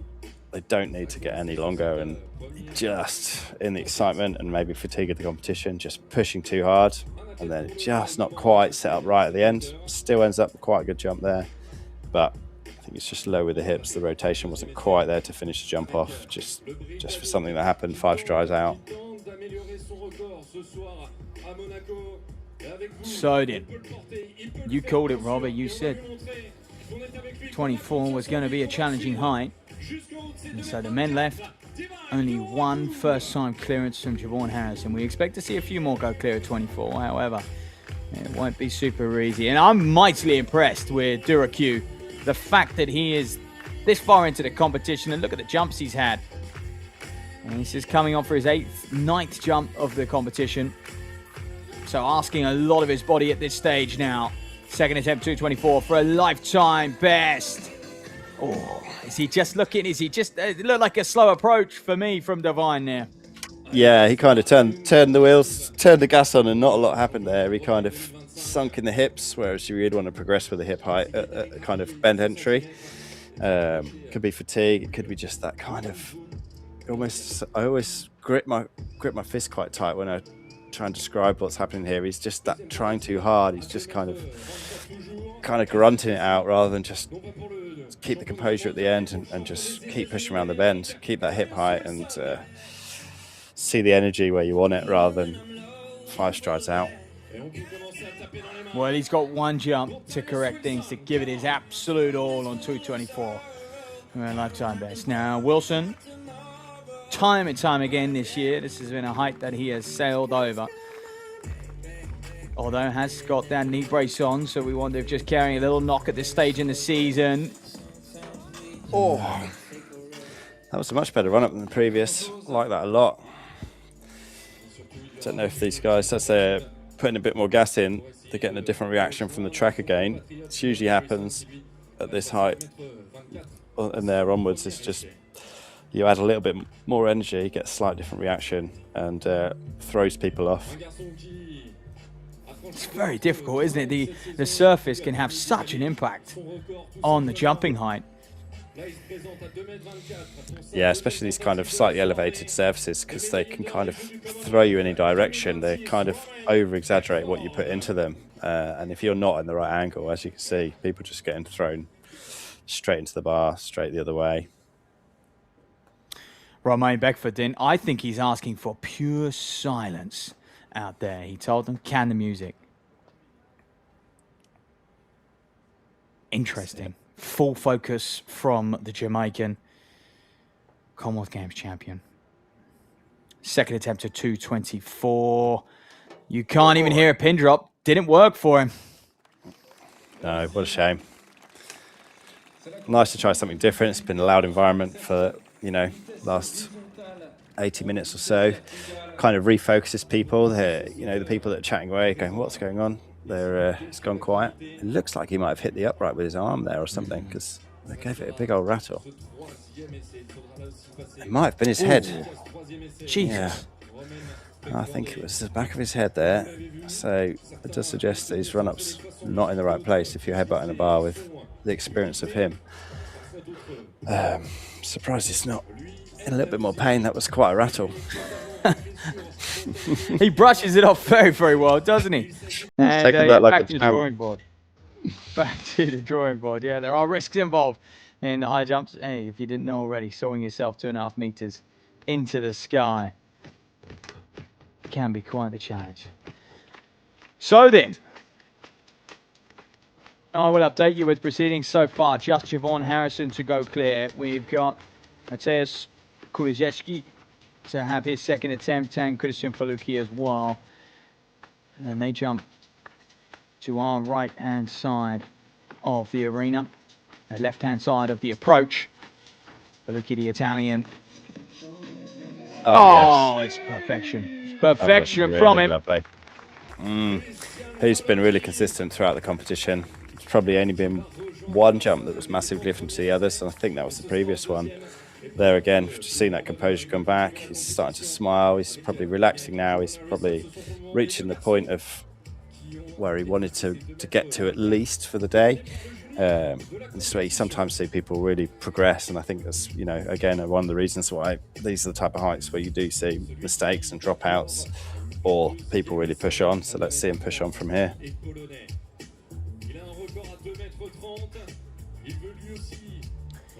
There's every chance he might. Things building.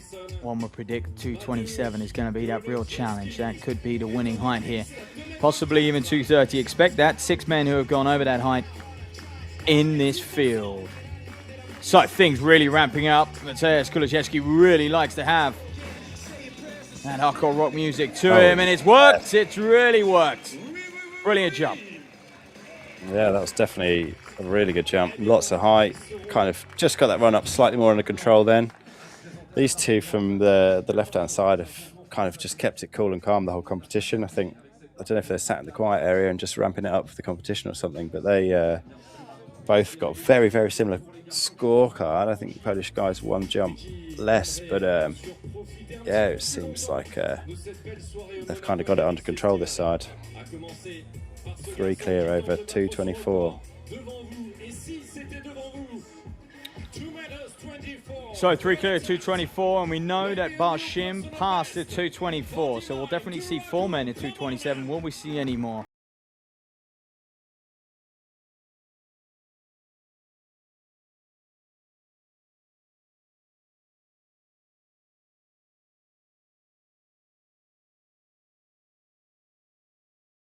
What a fantastic setting. Here he goes. Well, it was better, wasn't it? He gave it a little more beans. Slightly quicker give him approach, it for but in effort. the end, yeah, just fatigue catching up with him. Plus, he's trying to jump a height that he's never jumped before. Yeah, really good effort there. Kind of, he knew that before takeoff that wasn't going to happen. He'd probably overgassed it, probably 4 strides out, came in too hot or at the wrong angle. Yeah, you can see his kind of right hip jut out at penultimate step and kind of collapse at takeoff. You can't apply any power if you're not in the right place, and end up kind of hanging in the air in a reasonably graceful way. Good competition though, close to a PB. Well, very good competition. And look at this moment. I'm not sure he would have ever lined up against Mateusz Barshim before, but he is. And he's proudly done it. He was a late call-up to this field. And as of a couple of days ago, he wasn't even down to compete. So congratulations to him. Here goes Wilson. 3rd attempt would be a shock exit. Oh yeah. There we are. Beautiful. That's what we want to see. Someone laying it down.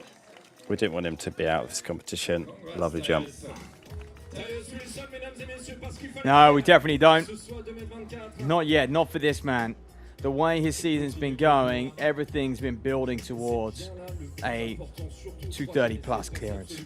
I think so far you've got,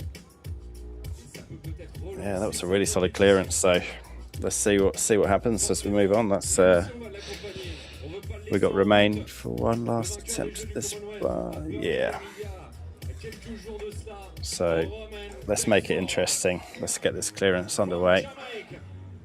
Yeah, we might see a small hangover from him from the Commonwealth Games. Perhaps just it was a big championship event like that. Always difficult for athletes to bounce off it. There's travel involved. Obviously, those emotions are up and down, and demanding competitions in demanding conditions as well. But hey, there he goes. Comfortable. 224. That's nice. Brilliant. we've got competition on our hands. Absolutely brilliant. Well, looking at all the men who have gone clear of 224 then, some have made harder work of it than others. 6 men left if we include Barshim, which we should because he'll be contesting 227. Who wins from this point, Robbie? I'd like to say Javon's a gritty competitor. I like what I've seen from Matthias though the most so far. So I'm ignoring Barshim yet because it's just we've seen one jump at 210 over an hour ago, but you can't write that guy off at any point. So we'll see. Yeah, I must admit, if he's playing the patient game and biding his time to attack that 227 on very, very fresh legs, maybe he does think that he's rounding it to form at the right time. As I mentioned, he's been slow to get going. It's a bit of an off year for someone like Barshim. All credit to him. And he will have that World Ultimate Games that he'll want to be a part of at the mid-September, in about a month's time now, just over a month's time. Many of the European athletes, and we saw Beckford there, had the Commonwealth Games to eye up. Title to claim, improve on his 8th place back in 2022 in Birmingham, which is going to be the host city, of course, for the European Championships just next week. Almost sold out. Virtually every session is touch and go. Just a few tickets remain.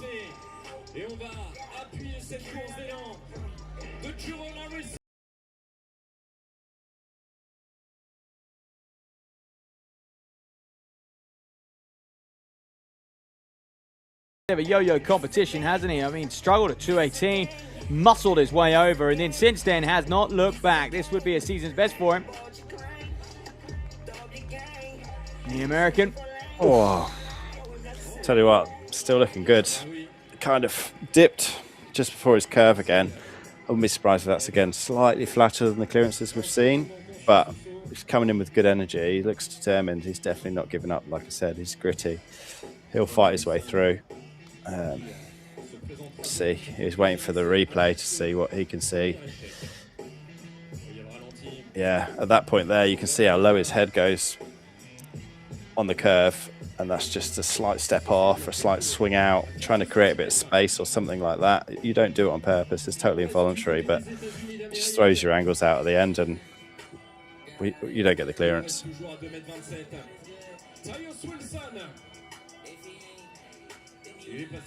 you don't, so here goes Tyus Wilson then. You feel this puts the pressure on a few others as well. A few others who might struggle at this height. You go clear, pressure's on them. Oh, yeah. Wow. Wow, wow, wow. Well, the US champion. Shows us why. NCAA champion. Yeah, he's in the shape of his life, and I do fear he's coming. Well, I don't fear. I feel he's come to this competition, and this is the opportunity for him to go 230 plus. That'll be the next height that he'll focus on. I think we're going to see a fair few jumps between now and then, as men might struggle at 27, but Wilson will be in the fold at the business end of this competition. That's nice. He stayed calm. Sometimes you see the kind of gold medal flash at these points, and that's where people start to make mistakes. This is nice composure from Wilson there. Superb from him. I'll remain Beckford, who's had a pretty swift turnaround, actually, from 224 to now. How's his body held up? Has enjoyed jumping with just the crowd, no music.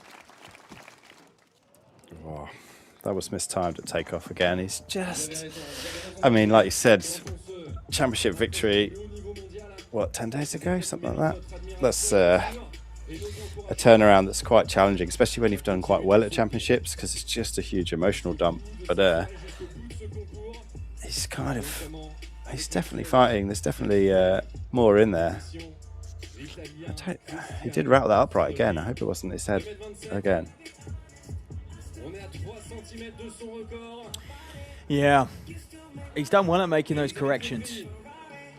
so far in the competition. He really is pretty good at taking that feedback on board, so he'll go and do that. Hasn't got his coach with him. He's out there on his own, it seems, at the moment. So, Faluki.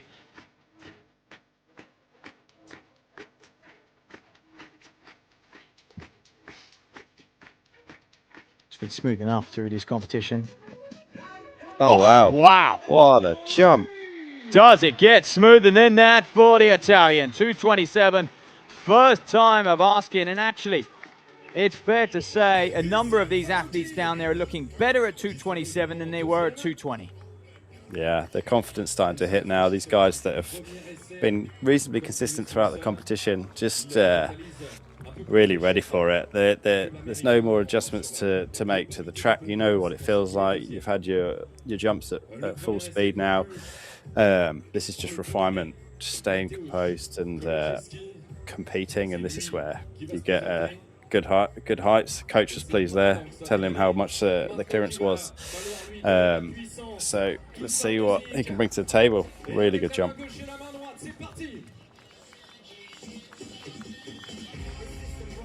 Well, it's going to be awfully exciting. Well, here goes Mateus. Oh, I thought we were going to have another man clear at 27. They're making really light work of it. Robbie, I think news coming, and I've seen Bashir. He hasn't really been warming up too much down there. I think he could well have retired, which is a real shame.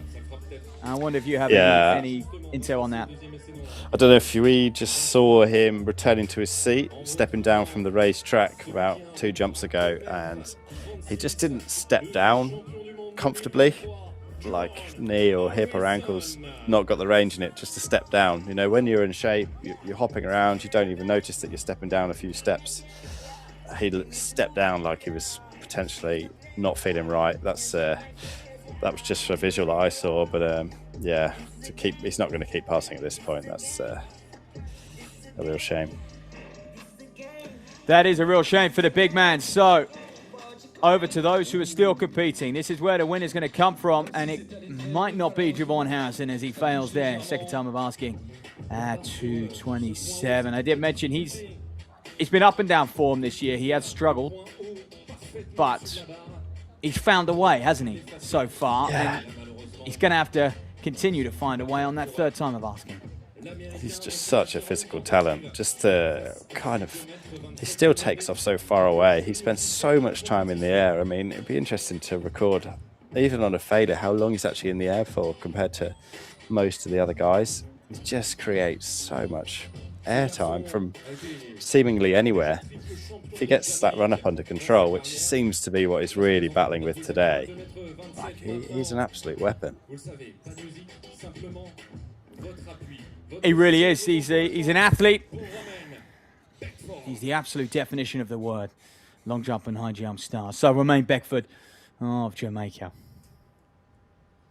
227. He's enjoyed jumping in peace. And this crowd wait. You can hear him take off, guys. You can hear him take off. We get some good intel, some good sound effects here, but that's a shame. And he's starting to, for me, looking a little bit tired. And is that a small limp off the small limp off the head there? I think he definitely mistimed that takeoff. You could see the shock hit his body, almost folding at the hips slightly, which the energy's escaping through your body rather than into the ground and into the air. They're the jumps that do hurt, and he stepped off and was hobbling a little there with hip, knee or ankle. Just kind of all that energy's gone into the wrong place. Yeah, you really gain a deep understanding of how important it is to get that takeoff right, get that plant right. He's done a great job of that so far, and does it again. Oh, he's loving it. He takes off close to the poles, though, doesn't he? He really does. He does. Yeah, he's kind of pushing it really with how close he's getting at the moment. I think I said he's got that rangy run up, and he's really kind of, as he's getting excited into competition, reaching further and then having to kind of shut it down over the curve. But he's got the cadence to get away with it. for me, if he gave himself a little more space, he might make his life slightly easier. But you never know. It can throw all sorts of other things out. And it's working for him today, what he's doing. That was his 9th jump of the competition. So, yeah. Stacking up. Stacking up, eh? Stacking up. Yeah. Okay, Javon Harrison.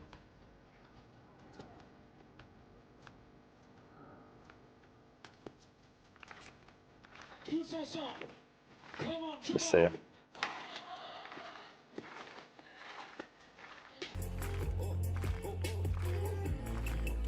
What's the American got? The world medalist from 2023. He's an absolute rock star in the sport, and that is why he finds a way. Goodness. That's impressive. From there, he didn't even look like he had the height to clear the bar. Like, that's some, like you said, the athleticism there to just get your body over it from essentially what seemed to be the wrong place is really quite impressive. My God, There's nothing left there. In the air, like, yeah, just hangs in the air like nobody we've ever seen before. He could carry himself. You mentioned about that snapback technique he has. So, interestingly enough, it looks like Beckford has passed his 3rd and final attempt at 2027. Okay. Why would he do that? Well, we saw him kind of limp off the bed a little. He's got nothing to achieve by clearing it, as in he won't gain a place. So he's currently 5th out of everybody if he clears it or not. So he may as well save that attempt, take the little bit of rest he's going to get in between jumps, and just go for broke on this attempt at 2:30. He might be more motivated by 2:30, more excited by it, and get a couple more minutes rest. Like I said earlier, they're only small increments, 27 to 30 is probably normal, but it's not a huge step up. Sometimes it could be quite brutal here and go, to 31 or something, 32. So he's just going to save a little bit of energy. I think, how many jumps is he on there? Yeah, 8. So this will be 9th jump, probably about right for him, really. And just give it his all on the last attempt after I had a little bit more rest than he would have done taking his 3rd attempt. Well, they'll try and reset.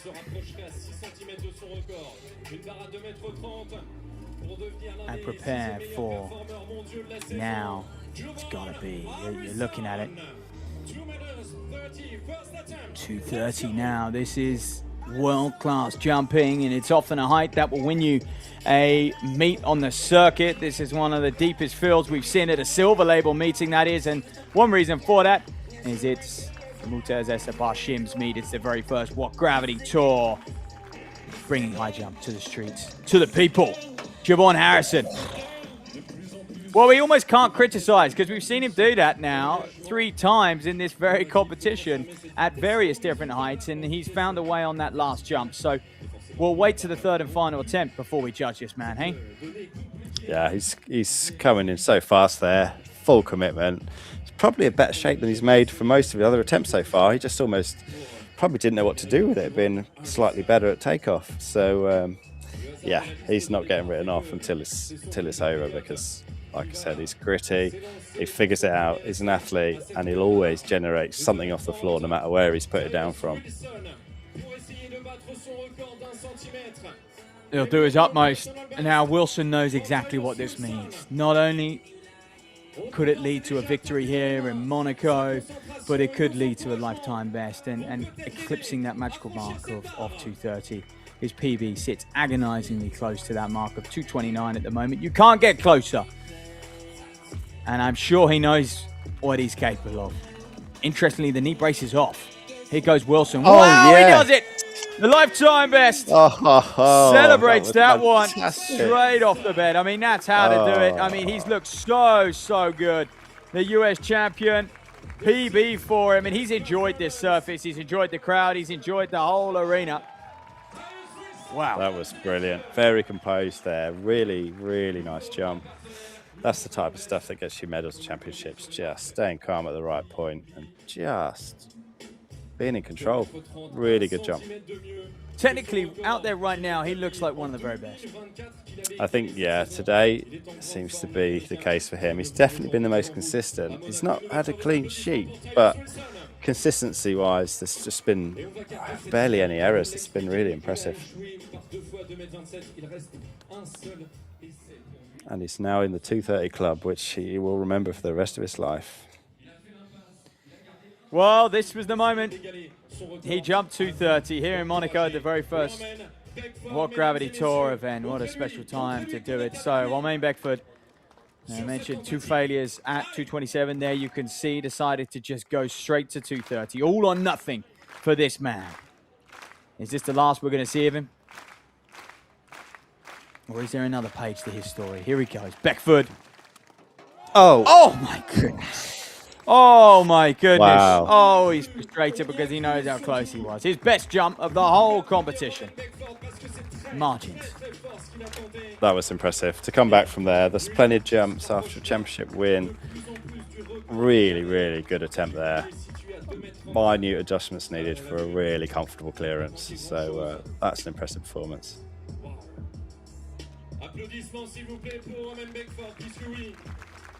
Very good, bouncing off of what was a stellar Commonwealth Games for him. He's your current Commonwealth champion.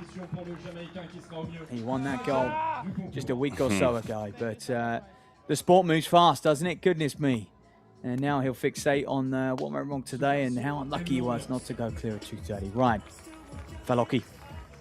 The Italian Christian Falocchi, his PB is 230, so this would equal it. The multiple times Italian champion, European finalist. Quiet year for him last year, just the 4 competitions. So he's back and he's healthy. And he looks to be at his very, very best. It's a superb clearance at 227. Can he back it up at 230?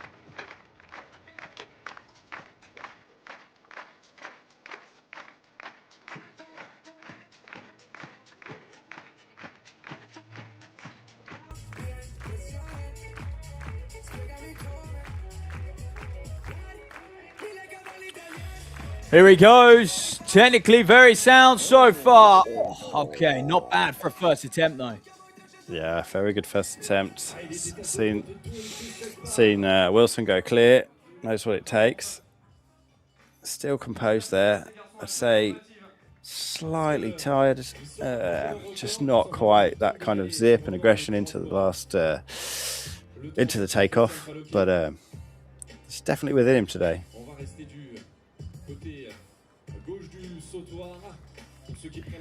Definitely does look within him. You said something similar at 224 and he sailed over that the next time of asking, so I wonder if history will repeat itself. So then Koleski, it's taken him a while to find his groove. Oh. No. He set that up wrong. He knew. I think from the angle we can see, it looks like he swung out before he hit the bend, which that's your own way of slowing down when you know you're coming in a bit fast. It ends up that you're not in the right place to take off. So, yeah, he tried to do what he could there. He's coming fast, committed to it, swung out slightly wide, ended up in totally the wrong place, and he knew at takeoff he couldn't clear it from there, hence him flying through it sideways.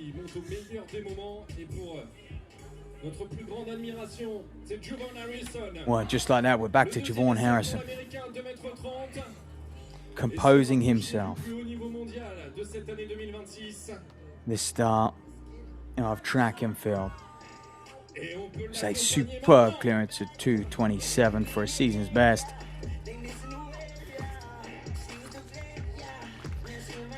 He was 4th in the Monaco Diamond League, 4th at the US Champs as well. And he currently sits in 4th in this competition.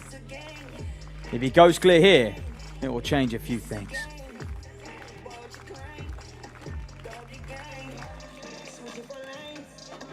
Oh! Agonizingly close. He really can snatch his legs over, can't he, when he wants to? Yeah, that body awareness in the air is just something else. He just seems to know exactly where that bar is, fully blind to it. Just caught it there with just the top of his bottom of his back and his foot, I think. But yeah, there was some serious elevation in that as well. It's as I said on the last attempt, it's not over till it's over for Javon. Absolutely not over till it's over. A few jumps remain. Not for that man, though. Sailed over 230. He sits in pole position. You're looking at our leader.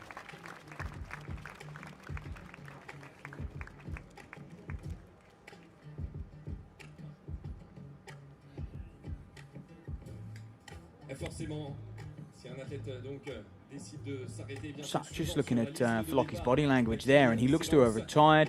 The results, and you could see him, yeah, putting on his T-shirt. So he bows out. That's why Wilson was just going over there to congratulate him on his performance so far. And do we expect he's carrying a niggle, or does he sort of feel like he's reached his limits here tonight? He's got a big season ahead of it, still ahead of him. European Championships are on the horizon as well. Yeah, maybe a sensible decision just to not push his luck if he's feeling something or just feeling shattered. Oh, shame. This man's going to be at the European Championships. He's jumping well, Kulusevski, but unfortunately, we'll have one more attempt at 227. So have we seen the winning jump, 230? Is that going to win here tonight in Monaco for the very first inaugural World Gravity Tour, hosted by Muraz Bashian? We saw him at the very start, clear 210. Passed a few heights, and then unfortunately we never saw him again. He retired from the competition carrying a little bit of a knock, but he's an inspiration. Very important for him to connect with the crowd and the fans, bring high jump to the masses, and of course connect with his fellow peers like he has done for the best part of almost 2 decades. We've seen this man at the top of his game. Javon Harrison. Let's see it. This guy can pull out the bag as best as any of them. So let's see what he can do here. 236 his lifetime best. He's capable. He's been building throughout the year. And it's the crowd on side. They have been all competition long. They've connected with this man. He is a star. Can he replicate what we saw at 227? He can! Can you believe it? Oh my goodness. Wow. Time and time again, he'll turn heads. He'll surprise us. We really thought he was down and out. That was some impressive grit. Yeah, that was one of the nicest jumps of the night. I know obviously that's the highest jump he's cleared so far, but that was a gap. That was a real gap. He started very aggressively, kept up the pace. I mean, it's like a salmon the way he goes through the air, isn't he? The way he just continues to generate a little bit more lift off his body as he approaches that bar. Javon Harrison, ladies and gentlemen. It's really, really impressive. I mean, that finally looks like his run-up's in about the right place with that aggression to start with. And he's getting that result. I mean, that jump was brilliant. He's a showman.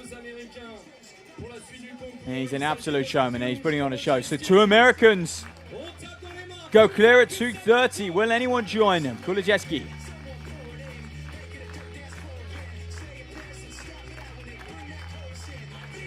Every jump's got better from here, and it's not quite good enough, unfortunately.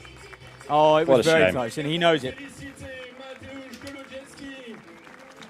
Really good jumping from him, actually. Very consistent as well. That was kind of...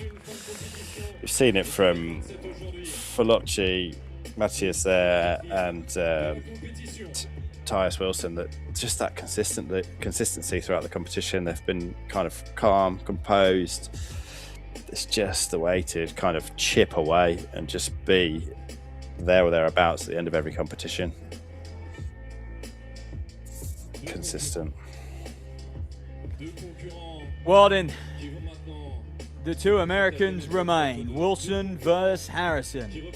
And the bar, I'll be intrigued to see where it goes next. Confirmation it's going to go actually to 232, so just that 2 centimeter lift. I mean, that's going to be another PB for Wilson. It's going to be another season's best for Harrison. And actually, when you look at the world rankings, where those top lists stand right now, the Sensko went clear 233, but that was indoors. Outdoors, The world leader sits at 2:33, and then Stefala sits at 2:32. And those are your top three in the world this year. So if anyone goes clear at 2:32, they join that exclusive club.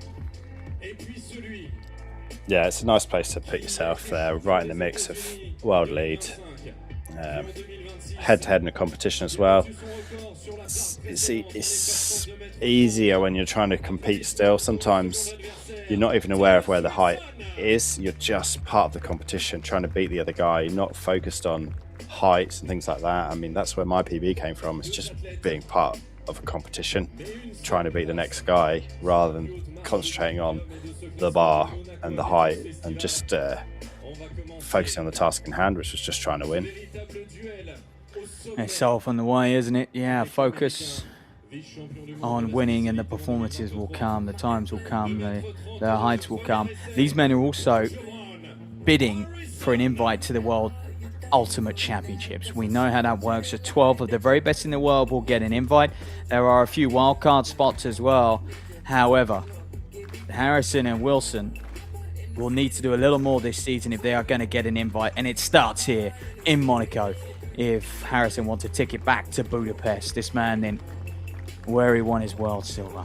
2:32, first time of asking. Okay, well, like I said, we've seen it before, so we'll just let him get through that next jump and then see where we are. Yeah, he came in fast then, but he just leaned forwards, chased the bar down, almost straight lines, a bit of an exaggeration, but yeah, he just desperate to get there then. You can see, just even for him, that was straight. Just didn't continue the energy of the start of the competition and the start of the run-up, sorry, and just kind of the energy wasn't there on that one.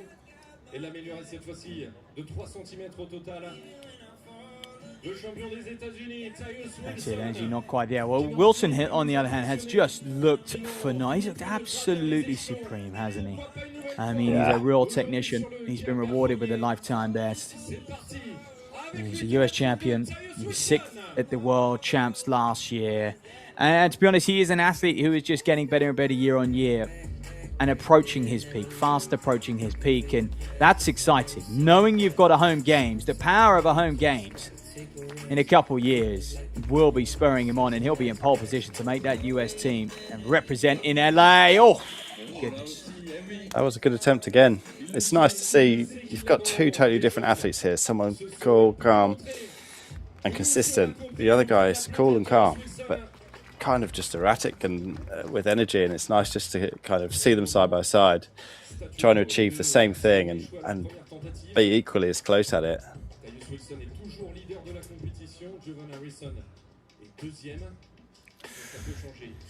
Well, Bashim watches on and what's been a very, very successful meeting, and this is the climax we all wanted. Two men head to head, looking to go clear at 2:30. Harrison will patiently wait, catch his breath, recover. Be a little bit more time in between jumps now, purely because there are less men in the competition. 2 remain, and 2 jumps remain. When do you know the time's right, Robbie? I think your breath's back, and I just always felt naturally drawn towards my mark again. It's kind of, I never pushed my time limit. I like to be quite punctual. I just naturally just like, right, I think I'm ready. Get on.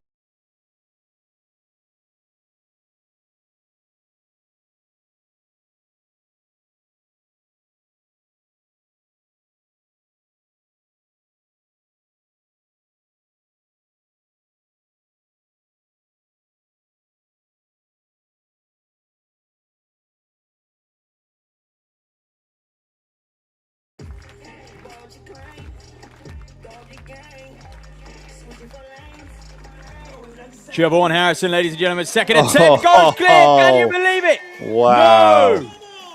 Oh my God. Only 2 men have cleared that height this year, all year long, and Harrison now joins the club. Look at that. He is edging towards a world lead. Wow. Very, very impressive. Really impressive. Again, like that jump we saw 2 jumps ago. I mean, I think that's his 16th jump of the competition. That's a lot of high jumping, but he just rinsed and repeat the jump from 2 jumps ago. Same result. There's still a bit of gap in there. I mean, it's just incredible what he does over the bar. Well, this man's had a really up and down. 2:17 at the US Championships for 4th place.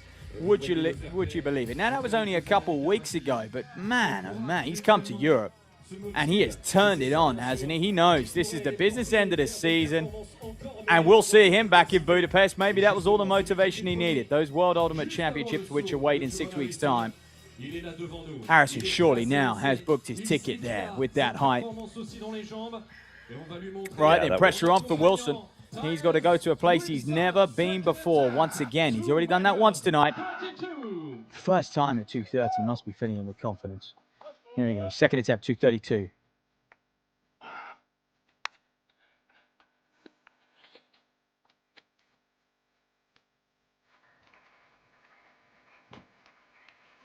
It's good. Okay. Okay. Can you ever get thrown off when you see a man like Harrison go clear at 2:32? Does that throw you off a little bit? You'll sometimes see determination. I think he's just asked the official to pass this and go to the next bar. Because he's not going to gain a position if he clears this now. So I wouldn't be surprised if the bar goes to 34 for his last attempt, just to put the pressure back on Javon, because as the question you asked is, do you feel it? Do you see it? Sometimes you see it, sometimes you don't. You just zoned in on trying to win, and that's clearly his goal today. He's not content with a PB. Otherwise, he'd just take that last attempt and kind of just take it in lieu. No, he's gone for the win here. Pressure's back on Javon, and there you go. I think I can hear in my commentary. He says, I see you're trying to win this thing. That's exact. I don't know who shouted that across at him, but that makes it exciting for me just to see someone that's really just trying to put it to him. Take himself. Well, here we go. Yeah, I think Wilson might realise that, you know what, he's almost got the best out of himself tonight, and yeah, throw it back on Harrison, and maybe a miracle could well happen at 2:34. Harrison won't mind. He's jumping exceptionally well, and the sort of messy Javon Harrison that we saw early on seems to have completely disappeared, and we're starting to see the man who cleared 2:36 and has achieved a world silver. Yeah, I mean, coming in with the season's best of 23, I think it was. That's a huge step up today already, and you know, he's taken a lot of attempts, but the good ones have been exceptional. They really have. They really have. Just jumping himself fit, it seems. Jumping himself into shape.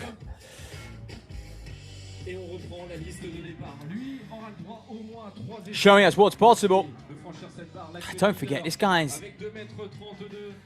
jumped to 8 meters and 47 centimeter long jump. Like, he can do it in both the long jump and the high jump. He is a true competitor. He was 50th at the Olympic Games in the long jump, 70th Olympic Games in the high jump. And there you are, in case you needed reminding, Javon Harrison. Just a supreme talent. Well, it's been a pleasure to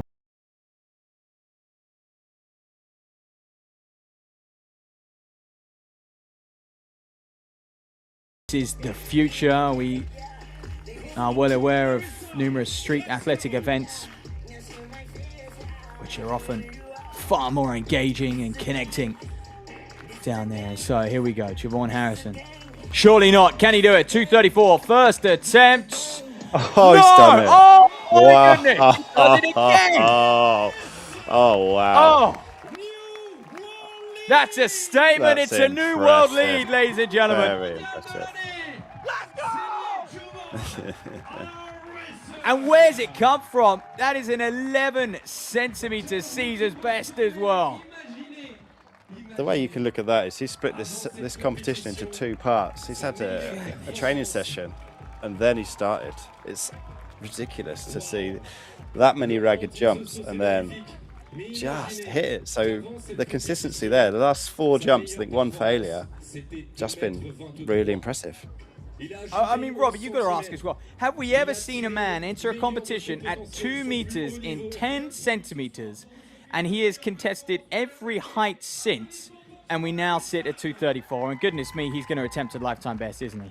Yeah, that's going some. That really is going some. I mean, there will be people who have done it, but there's not many that's... Is that jump 17 or 18 of the competition? That's a lot of jumps.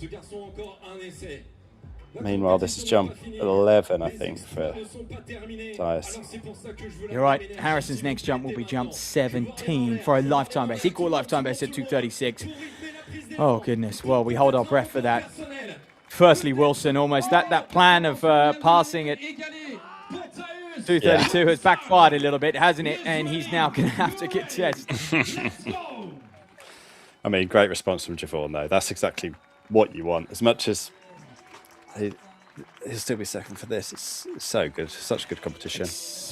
Yeah, I think Harrison won the psychological warfare there. Wilson will take a lifetime best home at 2:30, so he'll be happy enough with that PB. That's brilliant. I mean, what a way to PB as well. Push Javon to world lead, because you never know if he'd have got there without that kind of nudge from him. It makes it such a fun competition as well, just to kind of have that rivalry, camaraderie, head-to-head, real battle from, I mean, 27, they both failed a first attempt at that. Javon went third there. You know, like this, it's been a battle for both of them since. Are we waving goodbye to Javon here as well? Is this celebrations or is this a man preparing for 2:36? Difficult to tell. Let's see. There's no way he's not. Yeah, he's done. The official handshake. Yeah, official handshake is out. There we go. So Javon Harrison, ladies and gentlemen, concludes his competition, wraps it up, says enough's enough. World lead. He'll take that. What a meeting we've had here in Monaco. Look at that. Yeah, 16 jumps to get there as well. 2:34. That's one of the best performances of his life from the American. And it was American 1-2 with Wilson in second. I've been your commentator, Matt Seddon, alongside Robbie Grabars as we summarize what has been a terrific inaugural What Gravity Tour. We hope to see it back here again next year on the port here in Monaco. Harrison with the win, 2:34. Tyus Wilson, second place, 2:30 for a lifetime best. Palucci, Kulizeski, Beckford, Aduro-Yuku, Siga, Lando, and Barshim, unfortunately, down there in ninth, retiring the competition at 2:10, and no mark for the Frenchman Pasquier, which seems like a lifetime ago we saw him. Well, Robbie, you've got to be surprised, haven't you? Yeah, I mean, so there or thereabouts the height we said we wanted to see. Very impressive competition. I wouldn't have put my money on Javon at the midpoint of that competition. Beforehand, I think we said one of the favourites, without a doubt. Tyus consistent throughout, but yeah, I don't think I'd have laid him down to jump that today.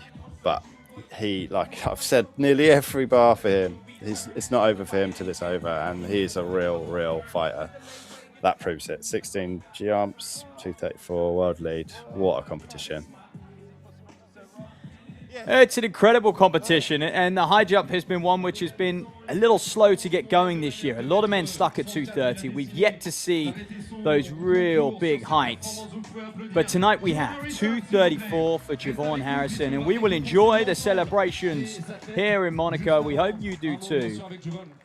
But signing off from myself, Matt Seddon and Robbie Grabars, with some closing words from the man himself, Javon Harrison. You did an amazing competition. How did you feel to jump and also make this world lead today? Quel est ton sentiment, parce que tu étais venu ici avec une meilleure performance de 2,23 m et aujourd'hui tu établis la meilleure performance mondiale de l'année? Jumping today, it felt really good. These last couple of years, I've been dealing with some things, so to finally get back to where I'm supposed to be at, and I hope I want to continue to jump further, higher. So I thank you all for coming out. Thank you for all the support. Thank you to the Prince for coming out. I really love you guys. Thank you. Javon qui explique qu'il y a quelques années, il y a quelques soucis, parfois de blessures. Il a essayé surtout de ne jamais abandonner pour pouvoir continuer, surtout de sauter, de toujours aller plus haut. Il retrouve de plus en plus son meilleur niveau. Il tient à remercier l'organisation, la présence de son Altesse Sérénissime, le Prince Albert II, et surtout vous remercier pour votre soutien ce soir. Javon Harrison, vainqueur du Monaco Athletics Festival. Thank you very much. Well, what an advert for the What Gravity Tour. for Barshim, for Javon Harrison himself with a world lead there as well. So long may it continue. We hope to be back in 2027, ladies and gentlemen. For now, it's good night from Matt Seddon and Robbie Grabar. 2026, accueillons comme il se doit les personnalités présentes aujourd'hui. Le directeur du Hochburg Heilbronn, Monsieur Oliver Blumenstock, le représentant de Hervo Watch, Michel Teveles, the CEO of Savoia Perfumes, Sabi Dardour, the CEO Uredu, Sheikh Al Atiya Jabor Al Thani, the CEO Qatar 2036 Olympic bid, Fatima Al-Kouari, le ministre des Finances et de l'Économie, M. Frédéric Catalorda, le directeur général de la Fédération monégasque d'athlétisme, M. Frédéric Chocard, le vice-président de la Fédération monégasque d'athlétisme, M. Rodolphe Berlin, ainsi que son Altesse Sérénissime, le prince Albert II de Monaco et président de la Fédération monégasque d'athlétisme, qui est présent avec nous. Récompensons les 10 athlètes, à commencer par celui qui donc termine 10e aujourd'hui. On va bien sûr le saluer, malheureusement pas de barre franchie, mais on peut l'applaudir, le français Elijah Pasquier.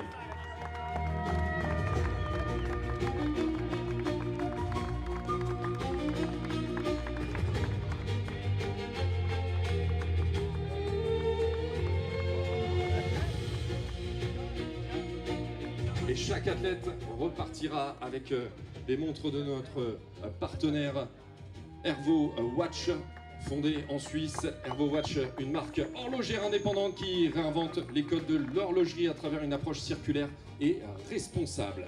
Il est 9e du concours 2,10 m aujourd'hui. Et bien sûr, fondateur de ce circuit, le World Gravity Tour, c'est Moutaz Essa Barshim, Qatar.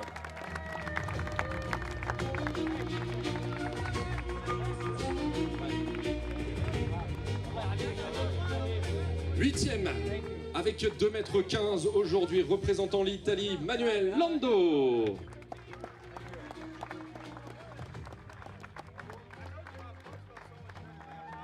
Il est 7e avec 2,18 m, représentant le Japon, Hasegawa Naoto.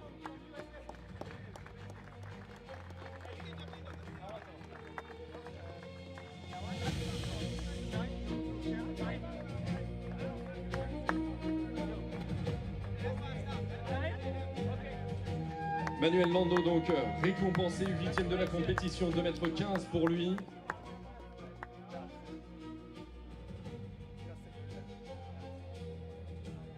Et passons donc au 7e du concours, 2,18 m pour Naoto Hasegawa, Japon.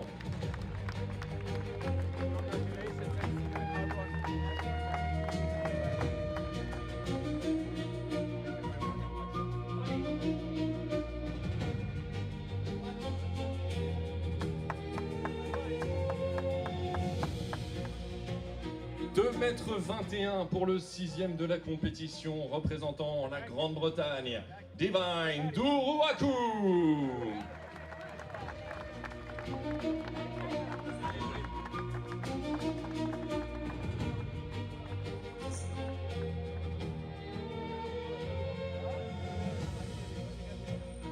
Cinquième du concours, 2,24 m pour la Jamaïque, Romaine Beckford.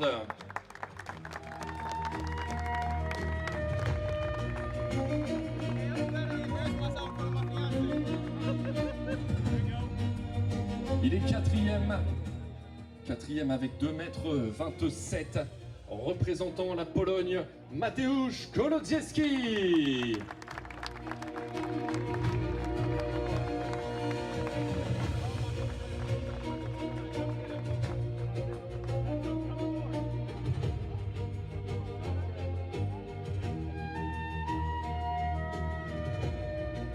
Il est 3e également avec 2,27 m, mais il a franchi cette hauteur dès sa première tentative. Il est italien, Cristian Falocchi.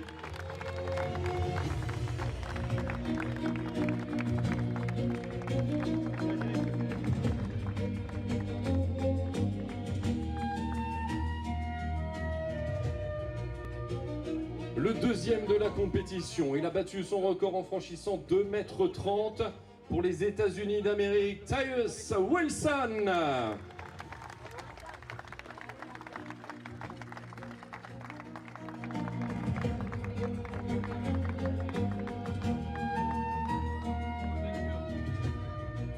Et enfin, réalisant la meilleure performance mondiale de l'année avec 2,34 m, lui aussi représente les États-Unis d'Amérique, Juvan Harrison.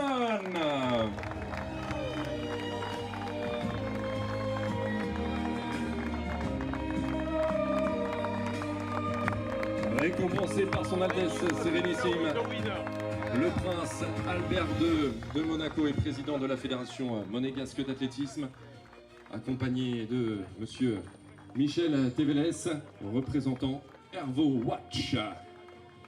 Chaque athlète repart avec une montre de notre partenaire du Monaco Athletics Festival. Et reste avec nous une dernière photo avec l'ensemble des participants, l'ensemble des partenaires que nous remercions également et présents pour l'occasion. La photo officielle. Et bien sûr, en remerciant la Fédération monégasque d'athlétisme et les partenaires Visite Qatar, Ooredoo, TV Monaco, Puma, Red Bull, la ville de Heilbronn, Zawiya Perfumes, Lançon et Ervo Watch. Vous pouvez vous approcher.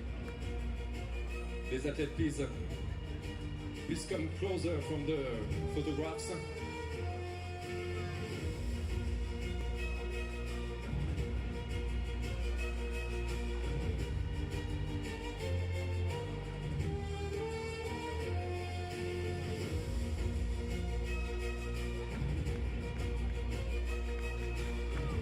Une nouvelle fois vos applaudissements s'il vous plaît pour les participants de cette première édition du Monaco Athletics Festival. Et restez avec nous s'il vous plaît, puisque bien sûr le créateur de ce Walk Gravity Tour, et pour cette première édition il était avec nous aujourd'hui. Applaudissements s'il vous plaît pour Moutaz Barchim. On a un cadeau à lui remettre dans quelques instants. I guess you have few words Moutaz, because it was a very great success today for this first organization in Monaco. How do you feel? First of all, I want to thank for everybody. Big thank you for everyone that come. It's really, really amazing. I have my family, my friends, everybody that come here to enjoy. I appreciate your time. Thank you very much. For the athlete, for the organization, for His Highness, everyone that come and support our partners. This was years in the making. So I think the first meeting we had to organize this event was 4 years ago. And today we see this event actually taking shape. I'm really, really happy. Congratulations, Japan. Congratulations for all the athletes. And I hope from here we're only going to go higher and higher. Thank you very much. And thank you for what you do for high jump with this kind of competition. Moutaz Barchim, mesdames et messieurs. Thank you. One thing, before DJ, cut the music, please. I have one wish. I know the competition is finished, but there is a tradition now. It's like I'm on my last 2-3 years. Whenever I stop jumping, there is one tradition that I have to do. So can I have some referees help me with the bar? There is one more jump before this competition is finished. One more jump. So let's see who's gonna do that jump. On va installer la barre pour un ultime saut. C'est une tradition ici sur les dernières compétitions. Et regardez, on va choisir dans le public, tout simplement, un enfant. Peut-être que ce sera l'avenir du sauteur dans quelques instants. Et pour lui, bien sûr...